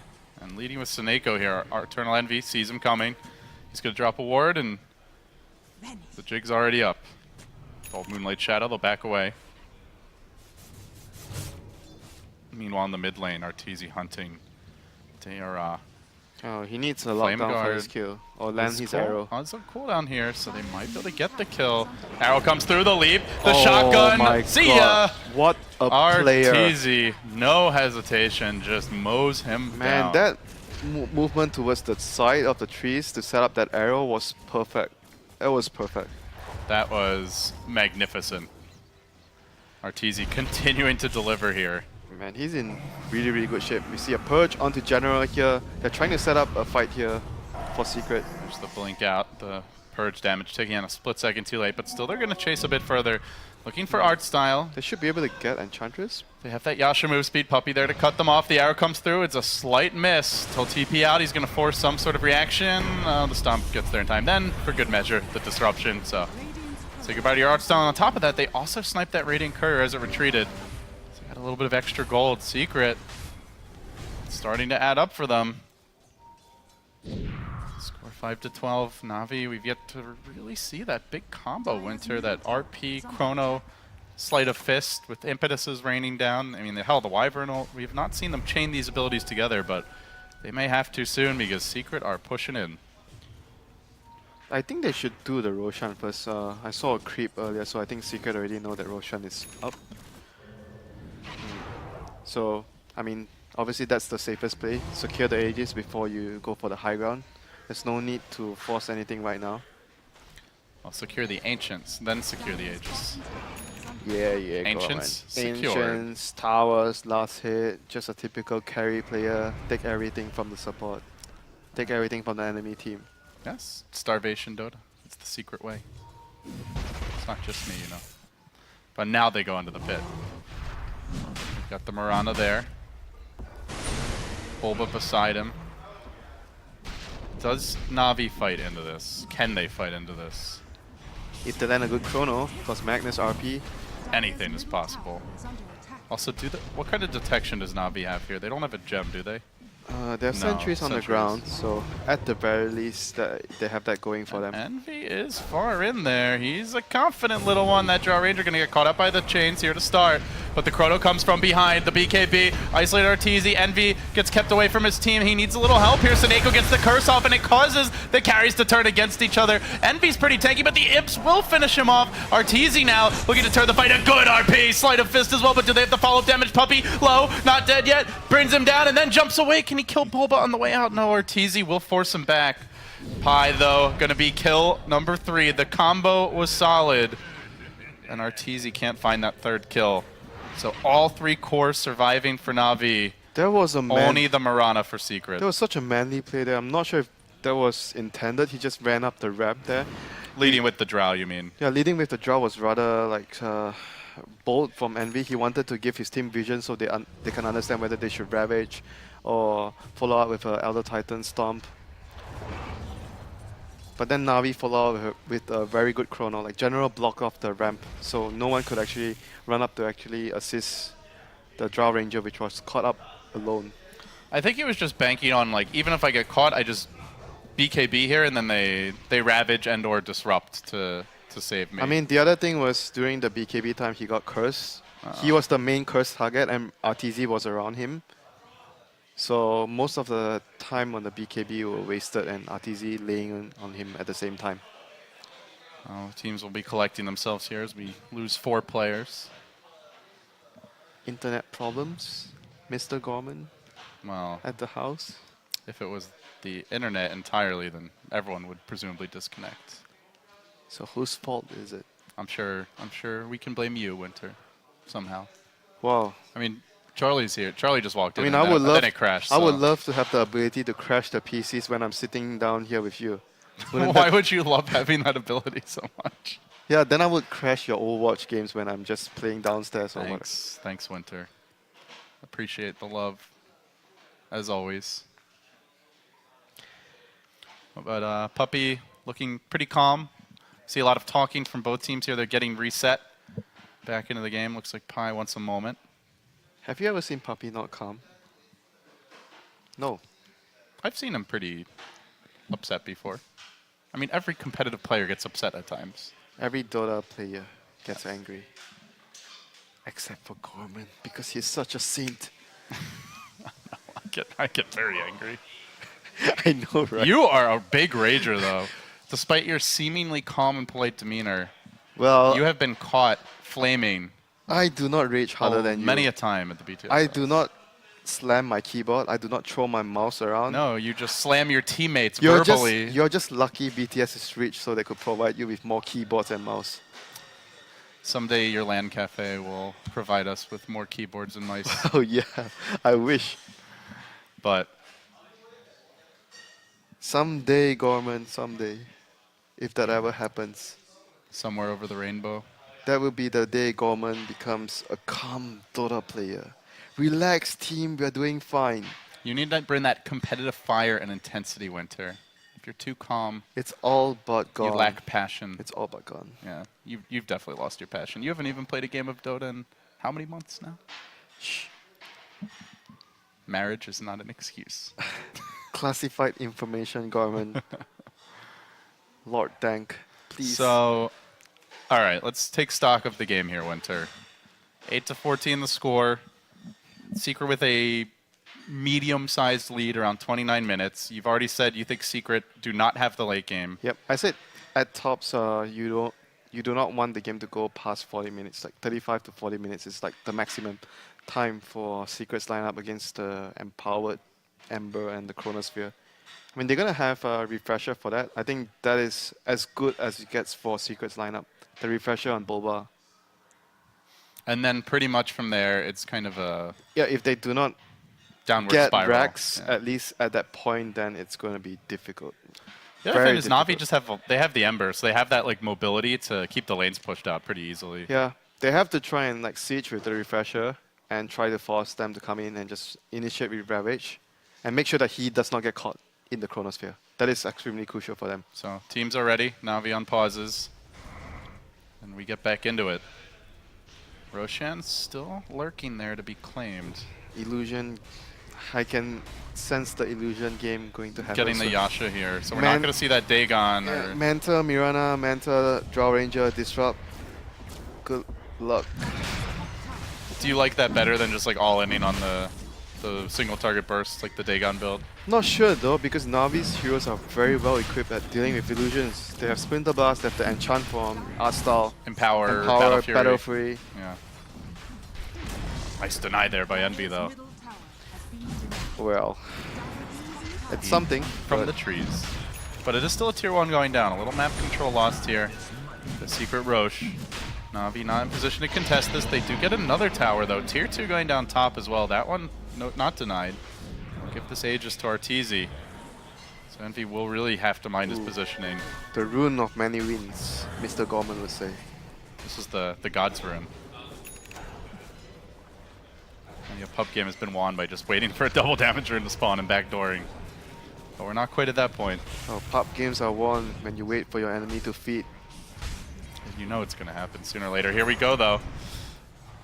Arteezy was out, and they were definitely thinking about a jump on him with the Wyvern lurking in the trees, but needed more heroes to try to back him up first. See a Diffusal Blade on General now.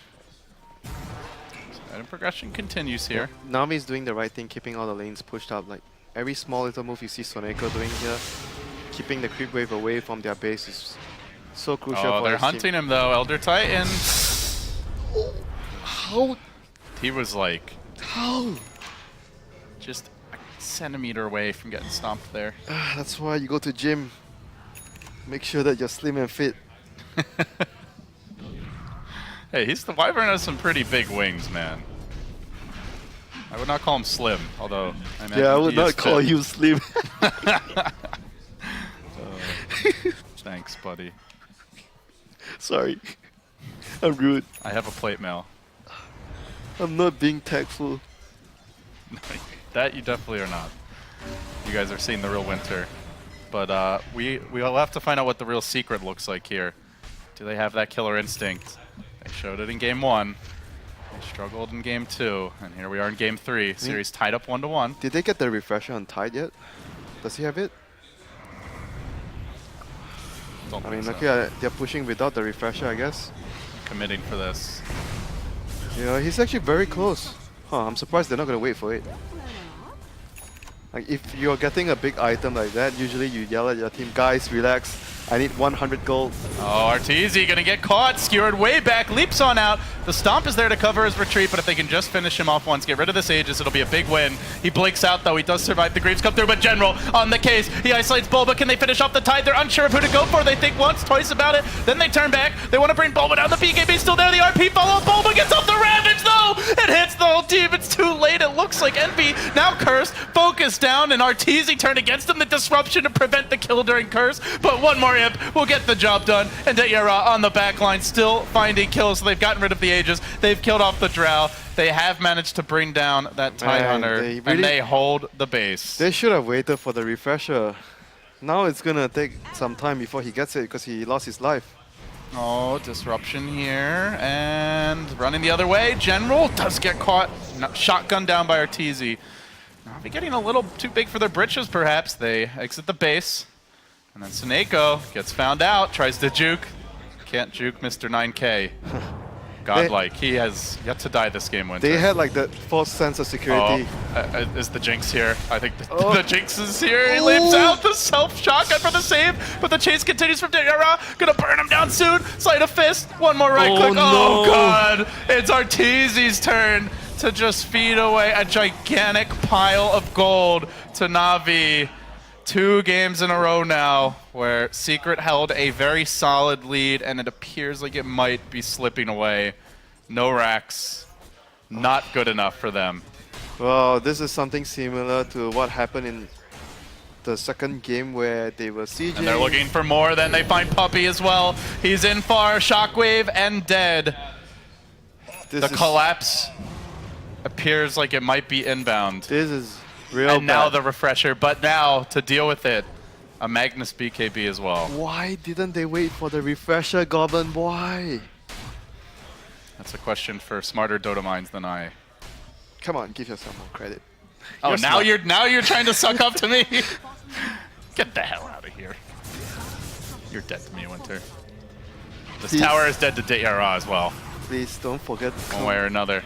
to Malaysia in December. Don't forget to come to your wedding, why, so you can flame the shit out of me. Oh no, thank you.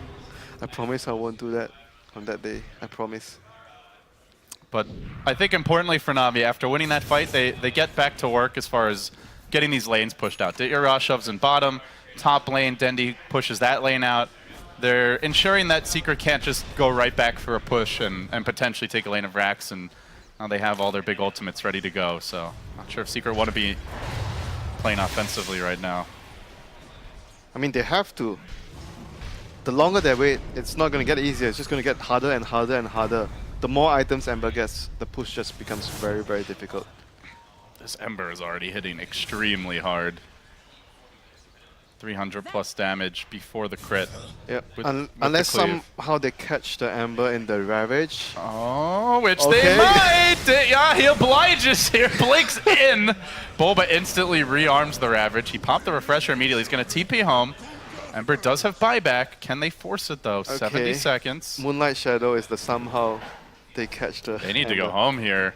Navi, they stuck around a bit too long and they might get punished, Seneko. Pretty low. The Glimmer Cape comes through though. They're going to back off. They have not bought back on the Ember yet, but they really have to realize Secret's all coming down mid. I imagine they are going to retreat to the safety of their base and try to wait this one out. Seneko first. I'll head towards the shop, but Secret just charging with the smoke. Again, Bulba did instantly refresh. So they'll have that second Ravage ready to go for this push. Plenty of mana to work with Arrow coming through. But remember, Navi have quite a few BKBs here. They have all the spam against that and Enchantress there, grabbing one of the illusions away. It's going to buy enough time for Didyara to respawn. So, all things considered, Navi going to be feeling lucky that they did not have to use the buyback on Didyara. We haven't talked too much about Arcs. Also, no, Arrow! Arrow on the General. They're going to put him under with the Wyvern, the Embrace, as well as the Glimmer Cape. Can they follow this up? They have slept him too, but so strong defensively, this Navi lineup on the high ground, that Secret don't even care to risk it. They settle for a tier 3 tower. They do not force the buyback. Yep, Navi is starting to feel more in control in this game. I mean, I would even say they are in almost total control of the game. That was with their one position carry dying with 70 seconds. Secret take only a tier 3, and he didn't buy back. Yeah. They wish they had their refresher in that fight. You know, now Secret, I doubt Secret would get anything better than the previous opportunities to push the high ground. And true to form, Navi. They love to be aggressive in these situations, and they're going to find a courier. Mantis style recipe, not the biggest loss. Thought it had something more on it. I mean, at this stage, every have the gold for the little bit is gonna be orb. important to Secret. Like every small item, everything they can get. Not to mention, that's more money for a Navi lineup that uses gold especially well. Man, Secret is in dire straits right now. They have to be able to use the double Ravage to win a significant team fight. Well, they're waiting on that second Ravage to cool down though. 50 seconds to go on the refresher. Navi lurking bottom. Creep starting to hit the tier 2. They're playing this pretty safe, Winter. They're not really in any hurry. Yep, I think they kind of expect Secret to wait for the refresher, so Navi themselves do not want to wait and fight at a bad timing, so they're choosing to fight. Most likely the safest place is their high ground, unless they can find a pick-off outside the base. I mean, the two great things to have against the Tidehunter with a refresher are A, buyback, and B, BKBs. So I imagine they take a look at Navi. They have the Moonlight Shadow into Ravage if they want to catch the Ember, so I mean, that was what happened. He's going to have buyback, so I guess it's all about not getting hit by the second one at that point. I mean, if you're Secret, you have to try and get that pick off, go to the high ground, force the buyback, and back off safely. That is what you have to do. It's a lot of steps on the checklist at this point. Yeah, everything has to happen correctly for Secret to be able to acquire a significant objective. Yeah, Navi just so far really it seems like they just excel when they're in that hole, and then teams try to go high ground on them. We've seen so many games this tournament, like the one game where they lost Mega Creeps, then they played their best Dota of the match. So I mean, in the team fights, the Chronos just always land on Bulba. I mean, I'm not sure if we highlighted that significantly enough, but it does counter the Kraken Shell. Yeah, the fights were difficult for Secret when Bulba is caught in the Chronosphere. And should he be sitting farther back, or is it just? Yeah, he should. Okay. He should not be in the Chronosphere. Once he gets caught, Artstar is just going to lay in on him and he's just going to die very quickly. Oh, General.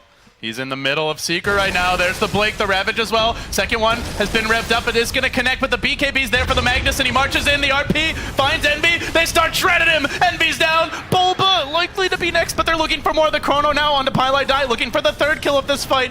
They've gotten 2, but they need that Bulba kill as well to really make it a sweet victory. Arteezy leaping away, so they've used both Ravages now. De'Ara's alive. Navi not even losing a hero, I think. Did anyone fight back there? Yeah. Did I miss something? Enchantress spot up. Enchantress spot up. I mean, hey, Navi are happy with that. I mean, they should be taking something big right now. Both Ravages use. Secret using both their buybacks. But can they fight without... I mean, can they risk dying back without Ravages? The Chrono is going to come down, cool down first. The RP as well. And the Winter's Curse not that far off. Arteezy trying to fend this one off. Secret are pretty much all in on this skirmish around the pit. Artstyle may end up dying back here. He will go down. The Enchantress out of the picture. General low. Will General die? Where's Has the Navi detection? gotten impatient? He blinks out to safety. Can they find him in time? He TP's home. Where's the detection? Do they have anything? Not again.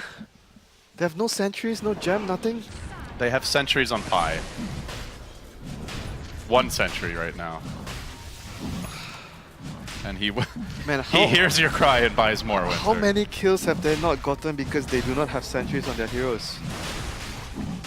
Enough that he oh shit! Oh my god. Blink and you'll miss it. Oh my Dinyara God.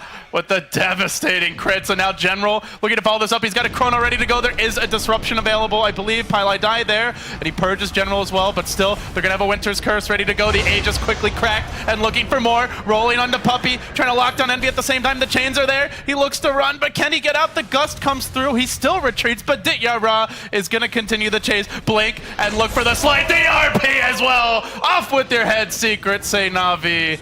Decapitating 3 heroes, getting rid of the Aegis as well. A brutal exchange for Secret, and Navi, they're going to have their cooldowns ready relatively soon here. I think Secret will only have 1 Ravage for this push. That's why I say you don't go late game against this Navi lineup. That was just one I big mean, press slide of W, face. hover your cursor over the pit, and then watch them melt. That's the power of the Ember at this stage. And he's got 4,500 gold, by the way, so Dinyara is ready for another item soon. With the Empower now hitting for close to, in fact, a bit over 400 a pop before the crit. And he blinks in. He just slices up another. Pylai Die quickly turned into Sushi, and now Puppy getting blink skewered back. Dendi, no mercy for his old teammate. He does not get off the BKB here, though, and he gets ravaged, caught out a bit. Actually, looks like it's still cooling down. There's the chains on the Puppy, can't finish the job. General waiting for his Chrono, 15 seconds, but Navi, they get out. They will have a chance for those ultimates to become available, and Secret will be minus a Ravage. Oh dear, this is right now Navi's game to lose. They're playing around these Secret cooldowns so well, and at this point it's so easy for the Ember to find pickoffs. It's starting to feel like Secret, the walls are closing in. There's one more fight remaining in Secret. If they do not win the next fight, the game is just going to be over for them. There's one last chance for them with the next double Ravage. And even if they land a 2-man Ravage, I'm not sure if it's going to be enough. They need more than 2. The last fight they landed 2-man double Ravage, but they still lost that fight. It feels like they need like 2 4-man Ravages right now. Or at the very least an Ember and then another important target. Yeah, but if Ember plays his cards right, he should not get caught. So. And again, he's going to have buyback even if he does. And likely a Remnant ready to go. So you've really got to find a way to kill him the second If he doesn't want to get caught at all, he should get the BKB. Yeah. If he's Feels not, like the safe option. Yeah, if he's not controlling the fights, there's no way the Drow can finish him off. Like, he's just going to be able to run around with the Remnant. The Drow is not really that farmed. Envy's 14k net worth at this point. He's getting Lincoln's or Skadi on the Ember. Yeah, so just going to tank up a bit. We don't see that Butterfly on the Drow. No true, like, pure DPS item. Just kind of cheap stats as Suniko. So every ulti up. Sneaks in, creeps up, gets the ward down under cover of smoke. Navi looking for the killing blow here on Secret. And as they go for the D-Ward, he strikes. Dendi, Blake, RP, Skewer on back, piling in to knock him down. Can they get Arteezy as well? Good use of the shotgun, not gonna matter. Navi cleaning up, and Secret GG. on their last legs. The chrono to boot. It actually holds Ditya in position. Not ideal. Bulba's gonna try for this, but even the curse is there to deny him as well. There will be no turnaround. Bulba ravages, but it's all for nothing as Navi hold the high ground, and again they best Secret down the stretch as the game grows late. What a performance. The last Pro Dota 2 event that Navi won was D2L Season 4 back in 2014. So really this would be a big deal for this organization to see themselves atop the podium once again. The Secret actually have first pick this time, which has been a change of pace from the other games that we've seen. They've started off with a Wisp. Generally, they go for the Sand King. I don't think they are versatile enough to actually incorporate it into their lineup so quickly. Maybe if they had more time to practice, they can actually first pick it, but the trend has been that they might be able to play the other heroes that they do ban out. They had first pick most of the games, didn't they? Did they? No, I think last game was Void first pick, right, into a draw? Or was it? Yeah, no, the first two games I believe Secret had first pick. Yeah, okay, yeah. It was, it was a reversal from last game. Same two opening bans from Secret. They've stuck to their guns here.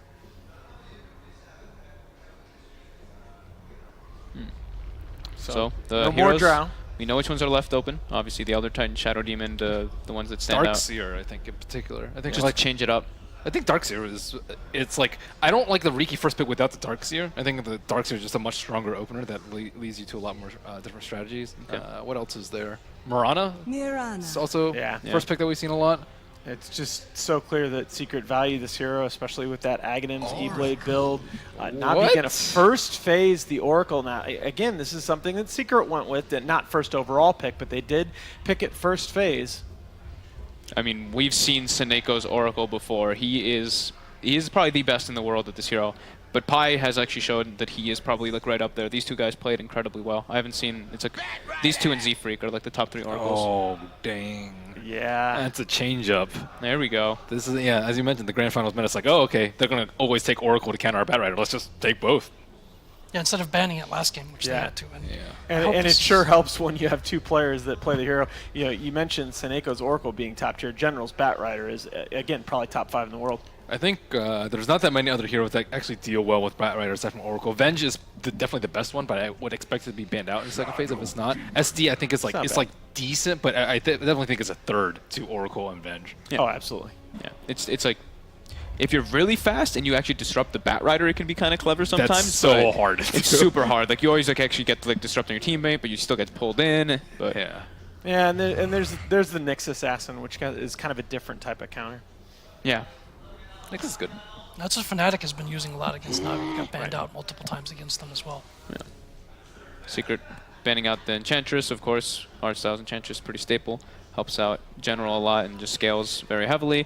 Elder Titan banned from Navi, not wanting to play against the same exact lineup, and maybe they want to go for something that actually has a timing window rather than having to play versus an Elder Titan, which can mess everything up. So really, with the Shadow Demon pick in last game, what was missing for Secret compared to some of the games early in the tournament is they didn't necessarily have any one hero where those illusions were going to be super scary and super hard to deal with. You look at the lineups that they ran early in the tournament, you had Morphling illusions, you've had Alchemist illusions, you've had Luna illusions to deal with, Terrorblade illusions to deal with. These heroes that get super scary as the game goes on. I wonder if they're going to go to one of those heroes here in Game 2. I like Morphling a lot 2. with Secret's lineup. I think it's really good versus Batrider. It's one of the carries of choice, I think, just because they don't have any silences right now. With the ET and the Tide ban, I think it makes Slark also a much more attractive pick for Navi. I think that Yara plays a pretty nice one. It's like okay versus Mirana, good at killing the Shadow Demon. Well, Navi this time will take the Elder Titan out of the pool, so Secret won't be able to pick that up in Phase 2 as they did in the previous game. They're going to get rid of Bulba's Tide Hunter, which was fairly effective again in the early game, but Team Secret are going to take out the art style heroes. No more Chen and Enchantress. Yeah, I'm like thinking back to what other heroes art style plays, because I feel like he just plays these so much. He plays very good Dazzle Witch Doctor. Dazzle Witch Doctors. They will run him on Night Stalker as well. That's my least favorite. I agree. I think that was when they were having like a bit of they were struggling a bit too when he was running that more often than not. That's when like the Enchantress Chen were banned first too every game, I think. Yeah, I want to say they ran it yesterday against Secret as well. I think in you're the right. first game. I remember seeing one. Okay. Well, that's okay. That's very He plays different. Rasta too. Yeah. That's right. That's one of his heroes. Not nearly as much as some of the others that we've mentioned, but you know, this time Navi may be going for a little bit more push potential here. We've seen Secret consistently do very well in lane phase, and getting rid of the 2 jungle heroes from Navi may go further towards that end. And maybe you're thinking, you know what, we need to capitalize even more on that. And if you're Navi, maybe you're thinking, you know what, during the draft we can give up something in the lane phase, you know, not just be outplayed or anything like that, and we can get something later on that comes to our advantage. And that's how they've executed the last few games. Yeah, when you look at so many Navi drafts throughout the tournament that were successful, you're almost always seeing at least one of the supports just threatening the enemy side of the map, and that's so much harder. Even to the point where Seneko is trying to snipe the courier as Winter Wyvern. It's so much harder to do that with an Oracle and a Shadow Shaman. But also hiding where the bat's going, and they're hiding like pretty much all their cores, what they're actually going to be playing. So it's really cool approach by Navi to pick up these 3 heroes in the first 3. So Axe is a little unusual here. There's not really a melee hero that he can pressure. A lot of times what we saw it was like versus the Terrorblade in particular, with the Abba in the off lane. But dunk through the Oracle ult. Yeah, that's like pretty much the only thing that I could say. But there's like, how's he going to spin? Yeah, there's no. It's very difficult for him to actually get good targets. Like, yeah, like they're not going to clump. Also, but maybe it's to counter like the Shadow Shaman, because Shadow Shaman you rarely see in the off lane, just because his like dual lane and tri lane potential is like, I think is very weak in the off lane. And safe lane is great, but you can just counter it with a jungle, no problem. It's not like any of these 2 heroes are really going to run into your jungle. Yeah, that's true. That the Shadow Shaman a lot slower is going to be played on the Radiant side, going to try and take advantage of pulls in the Radiant jungle, and Axe lets you contest that extremely effectively, as we saw in a previous game with the Axe at Bad. It's a lot of push, man. It's a lot of push right now. Really a ton of push. I think Secret needs to probably pick up another hero that can de-push a bit. Well, that's another thing that Axe does. I don't know if you like AA, but We'll go for that Keeper of the Light again. all right. Keeper is owned by Juggernaut, though. A gets awkward only because, remember, they typically will run the Axe on Puppy, but Bobo plays it as well. I like it a lot, though, versus the Oracle and the Juggernaut heal. Otherwise, they just have too much sustain. Who's going to kill the Shadow Demon wards? Who's going to kill the Juggernaut healing ward in these fights? And, like, right now, I just see, like, the team fight. Everyone's just scared of Lasso. You're going to have, like, wards drop down, plopping on a tower, and who's going to really jump in on Secret? I don't really foresee them being, like, huge in the team fights. Going for the pattern again. Yep. That is a repeat of that dual lane. Not really showing a lot of innovation with this draft. Well, the Abaddon, yesterday we would have been like, wow, yeah, Abaddon. Right. Innovation in comparative to like Secret. Come on. That's a really good Razor ban, trying to avoid a repeat there of game 1. Their anti-push is awful right now. Yeah, it's not good. It's really not good. And all their heroes take time to get items. They could just like, need them. maybe not a Lycan, because Lycan gets owned by Axe, but just like any decent pushing hero, and I think that... Maybe we'll see the old Juggernaut Lone Druid combination. Lone Druid would be great.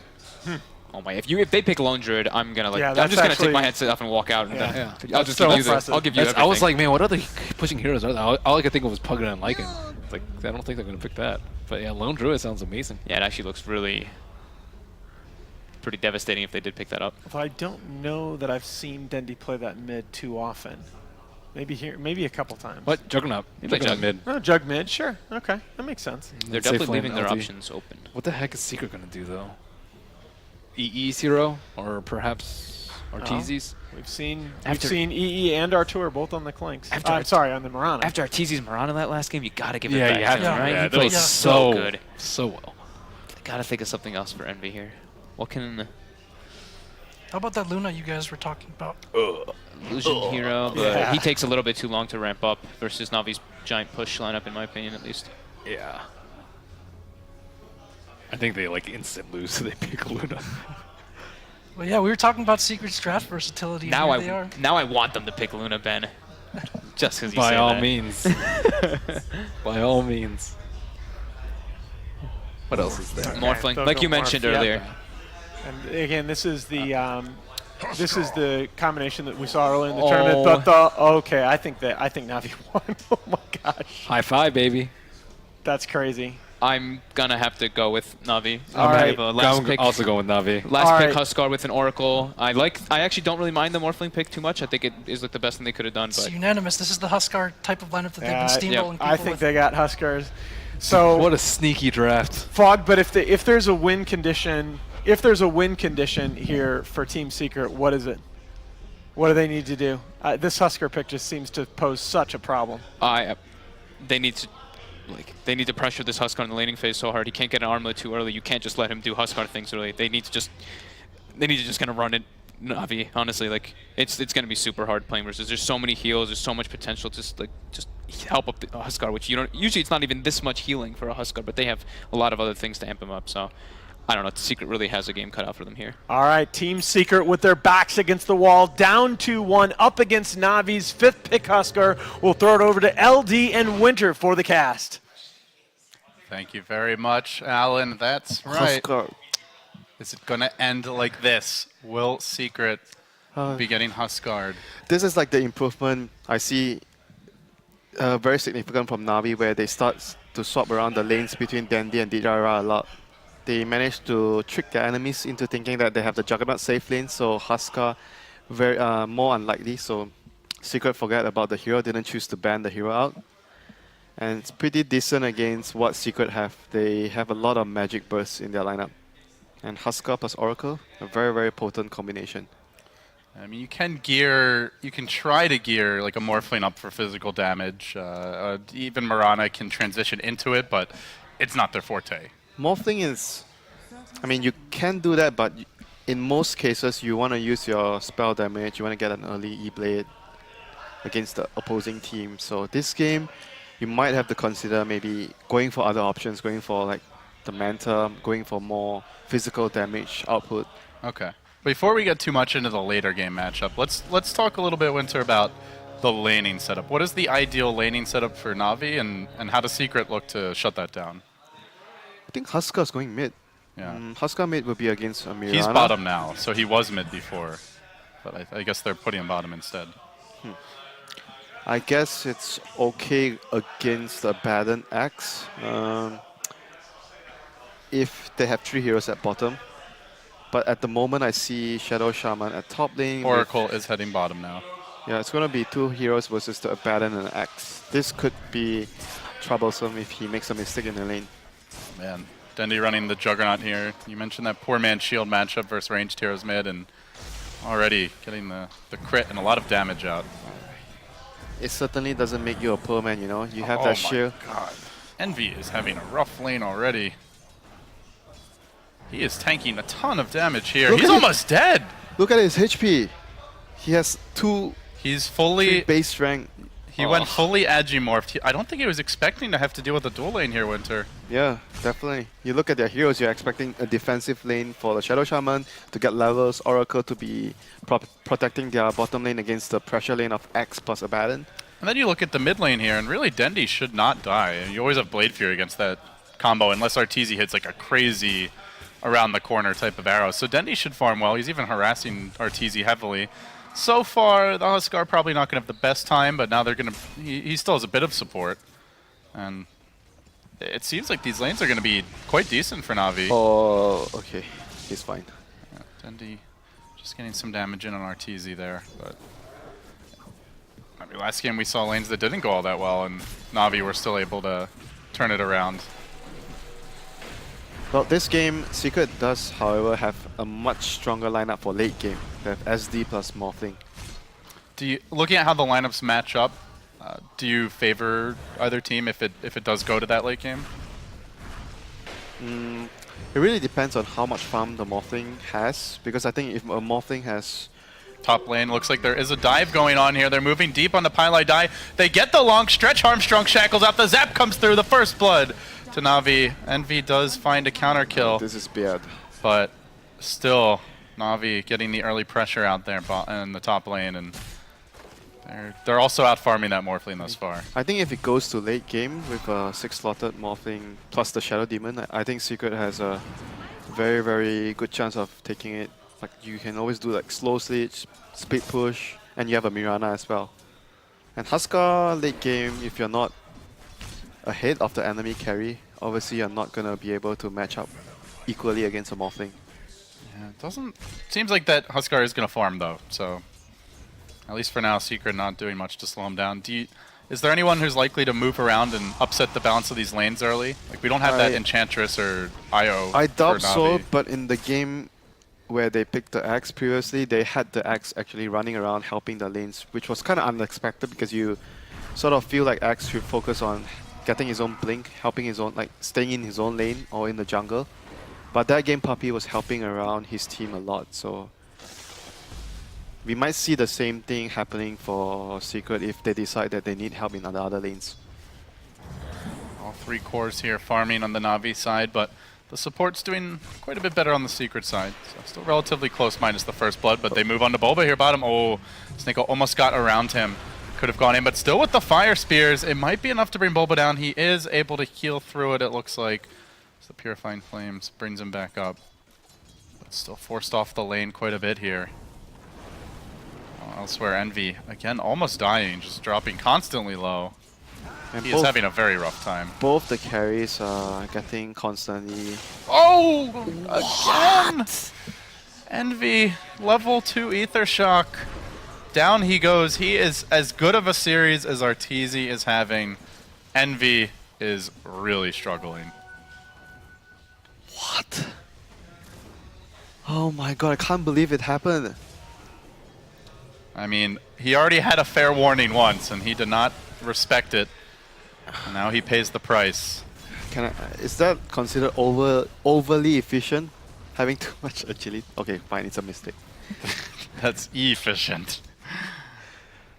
Efficient. I see what you did. I see what you did One there. extra E. And sometimes it can be inefficient. But in this particular case, it does cost them a lot. You mentioned needing a farm Morphling. That's not going to help matters. Huskar having his way in this lane. The mid lane, a pretty even trade. Denny getting slightly more denies. Overall doing very well. Arteezy is not taking over his lane the way we saw last game. You really can't, given the matchup. You can't really kill the Juggernaut. So unless he horribly screws up. Yeah, unless he's either trying to kill you or he makes a very bad mistake. And they're going to look for Bulba here. Puppey's not home just yet. They nuke him. They're going to try to burst him down. The Purifying Flames continue to come in, and Bulba melts to the spears as they also dive to the top lane, perhaps, it looks like. They're threatening to. Just Hearthstone poking his head up from the back. Zapping Envy again. This has to be getting in Envy's head. As well as being visible on the scoreboard. Ain't looking good for Secret right now. It ain't looking good. Jug has Omni Slash too, and he might be able to even kill off this Mirana if she makes any mistakes. Navi's heroes arguably come online faster than Secret's lineup. Like the Morphling is a much slower core to come online. Like Juggernaut, Huskar, they don't need that much farm. Like 1 or 2 items, like 1 small item on the Huskar, like an armlet, and for Juggernaut, maybe get the early Yasha and into the Manta, you're ready to fight. See the rotation now. Pilot and Arteezy are going to smoke. Where do they go? It's straight onto Seneko. Puppey finds him with the call. The arrow comes through. Good connection there. They'll get the kill. They'll immediately grab a nice rune for Arteezy, and he continues journeying down to the bottom lane. They really want to make a move on this Huskar. Moonlight Shadow. And with the Moonlight Shadow, the ward actually did scout it, so Dayara should know. And will be backing away a little bit. He doesn't want to fully back out, but he's close enough that Secret could creep in on him. It is nighttime, though. And now the TP comes. Oracle, maybe going to die again. They get the lane ward down. Poor Seneko. I mean, I think it's Dayara they really want, but they're going to settle for disruption. Dayara unable to block that arrow in time. He will get to work a bit with the Fire Spears, but he's not really that strong, the Huskar, at this stage, and Secret are going to give chase. But meanwhile, top lane, you could see Eternal Envy's woes continue. At very least, I suppose. Not dying. Navi finding space elsewhere. Dendy looking to push out this mid lane. And this Morphling is going to spend a long time farming to catch up. He is not going to be a factor anytime soon. Even has a Quelling Blade to help him farm right now. He actually went for that very early. Really does put the E in efficiency. Dendy poking his head out in the mid lane, continues to cut the wave, wants to punish Secret for their group up bottom. Only done about a third HP, maybe a quarter HP in damage to the tower. Oh, they have to rely on Arteezy again to do a lot of work. Like every other hero needs a certain amount of farm, and we see Puppey getting jumped here in the mid lane. There's the dunk, but Dayara, he's gonna explode! Oh, he got the kill first! He got the kill! Puppey did get the kill first, gets that bountiful experience. Oh my.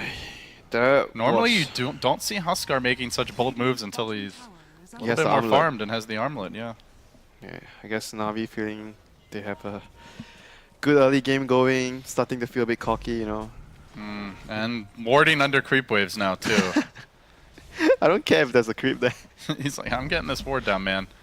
To be fair, Artstyle's done that 4 times and just to zap Envy every other time. Speaking of which,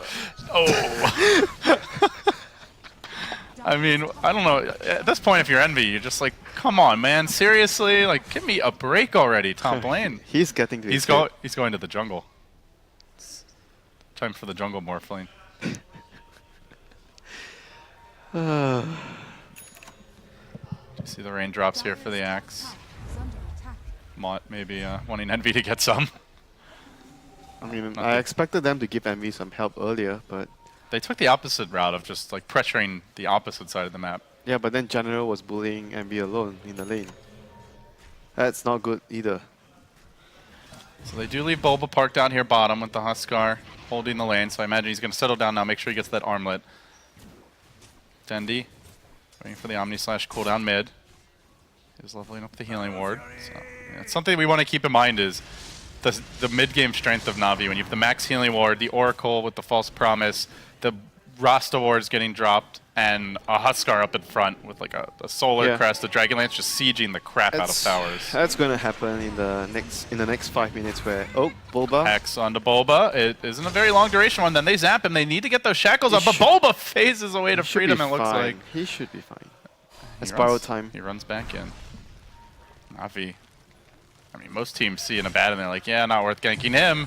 They think otherwise, but with the battle hunger, they might slow him down a bit here.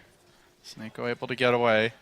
I mean, Navi's gonna hit their stride very soon with the armlet plus the Shaman wards, healing ward. I mean, they don't really need much items on the other heroes. They just need their levels and blink on Bat. Maybe he's going to go for the drums build again this game. I'm not so sure about that. So Bat going He seems like he's saving up for the dagger. early arcane boots. I guess it does help sustain the push a lot if they want to go for that. Snako will cheekily deny a rune here. RTZ none too pleased with that one. Bulba just casually I mean, he took low. into the borrowed time. He took low from the burning spear. So Not the ideal way to use it, but now the armlet. So how soon do they group and where do they focus? as soon as they have the level 6 on Artstar, I think then that's about time for them to go for objectives. You want more Force the issue. Ooh, Snako. Close call there. RTZ was having to go for him. Man, Secret has to be able to do. I mean, get kills somewhere with the Mirana or the SD setting up with the disruption for the arrow. Because Axe doesn't have his dagger right now. So if Navi groups up, pushes down one lane, I highly doubt there's anything Secret can do about it. Okay, so it's going to be a drums again. He's not going to go for the blink. He's just going to go for. I kind of like it better this game than the other one. Yeah, this game I prefer. Because it's a good 5-man item. Because they are looking to 5-man early and they are ahead, you can afford to go for a much more greedy build. I didn't like it that game because they were really behind at the start of the game. And it felt like they needed kills, although to be fair, it ended up. I mean, they got away with it, so they made it work. And now, time for the siege. They are leaving the Bat Rider off bottom. He's going to deal with that wave. Shadow Shaman still trying to get his level 6, it looks like.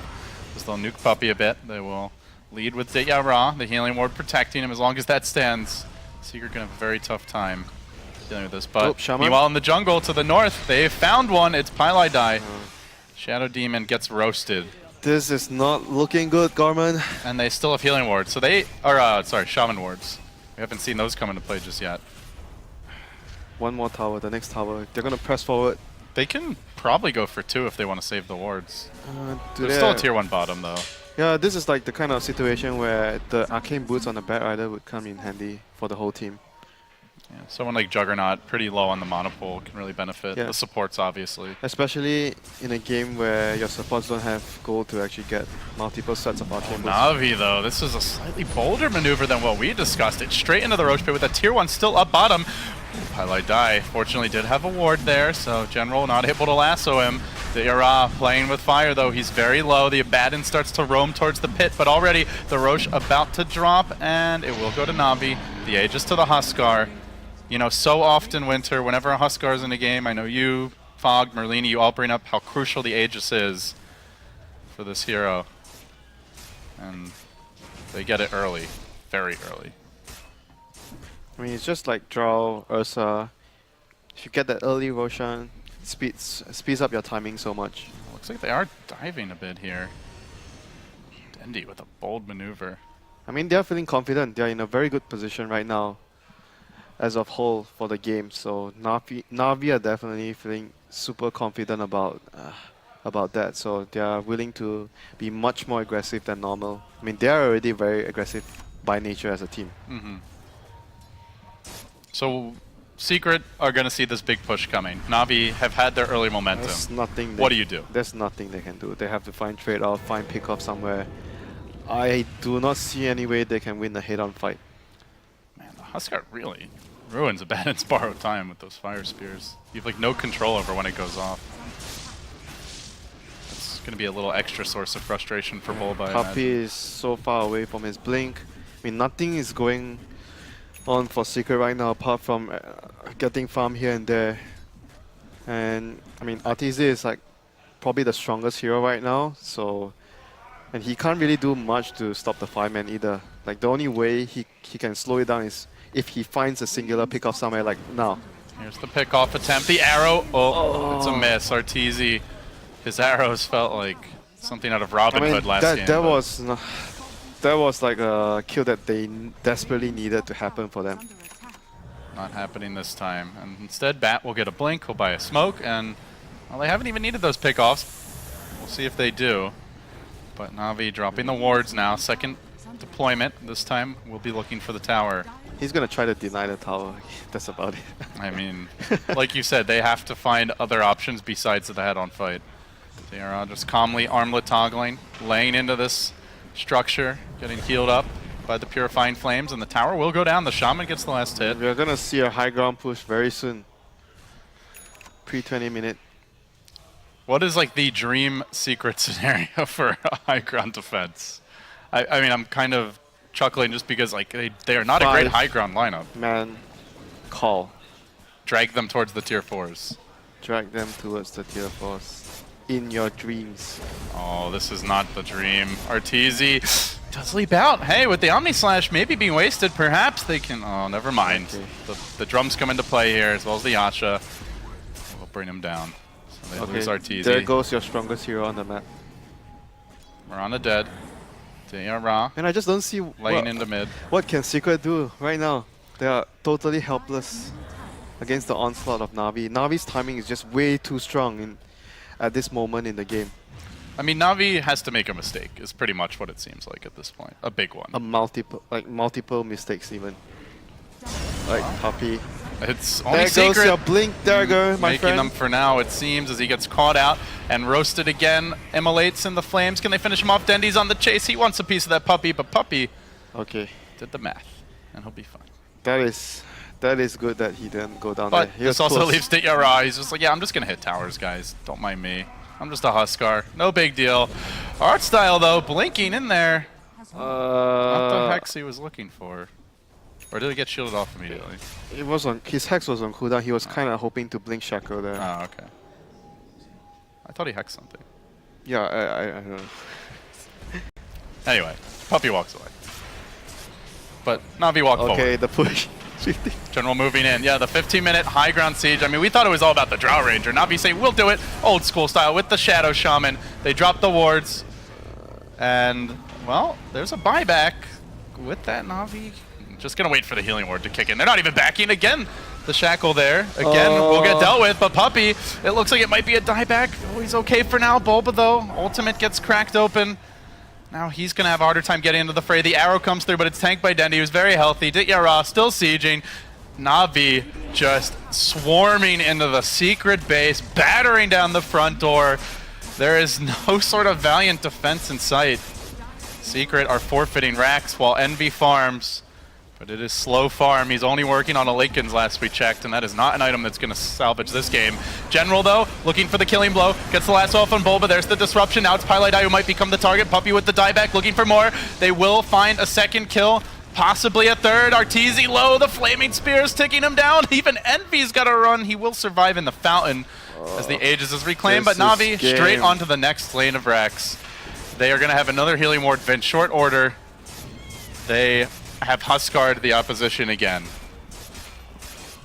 Oh jeez, this is such an amazing performance here by Navi. Great drafting as well. Secret is just... This is the team that has won the most Starladders by far out of anyone, and it's been a while since their last Starladder victory. Fell short at the last Invitational, but here they are, Navi, about to take it, mowing down Pieliedie, hexing up Arteezy, braiding him down as well. Navi, they are doing it in style. Their former captain will fall as well. A triple kill for Ditya Ra, and there's the call.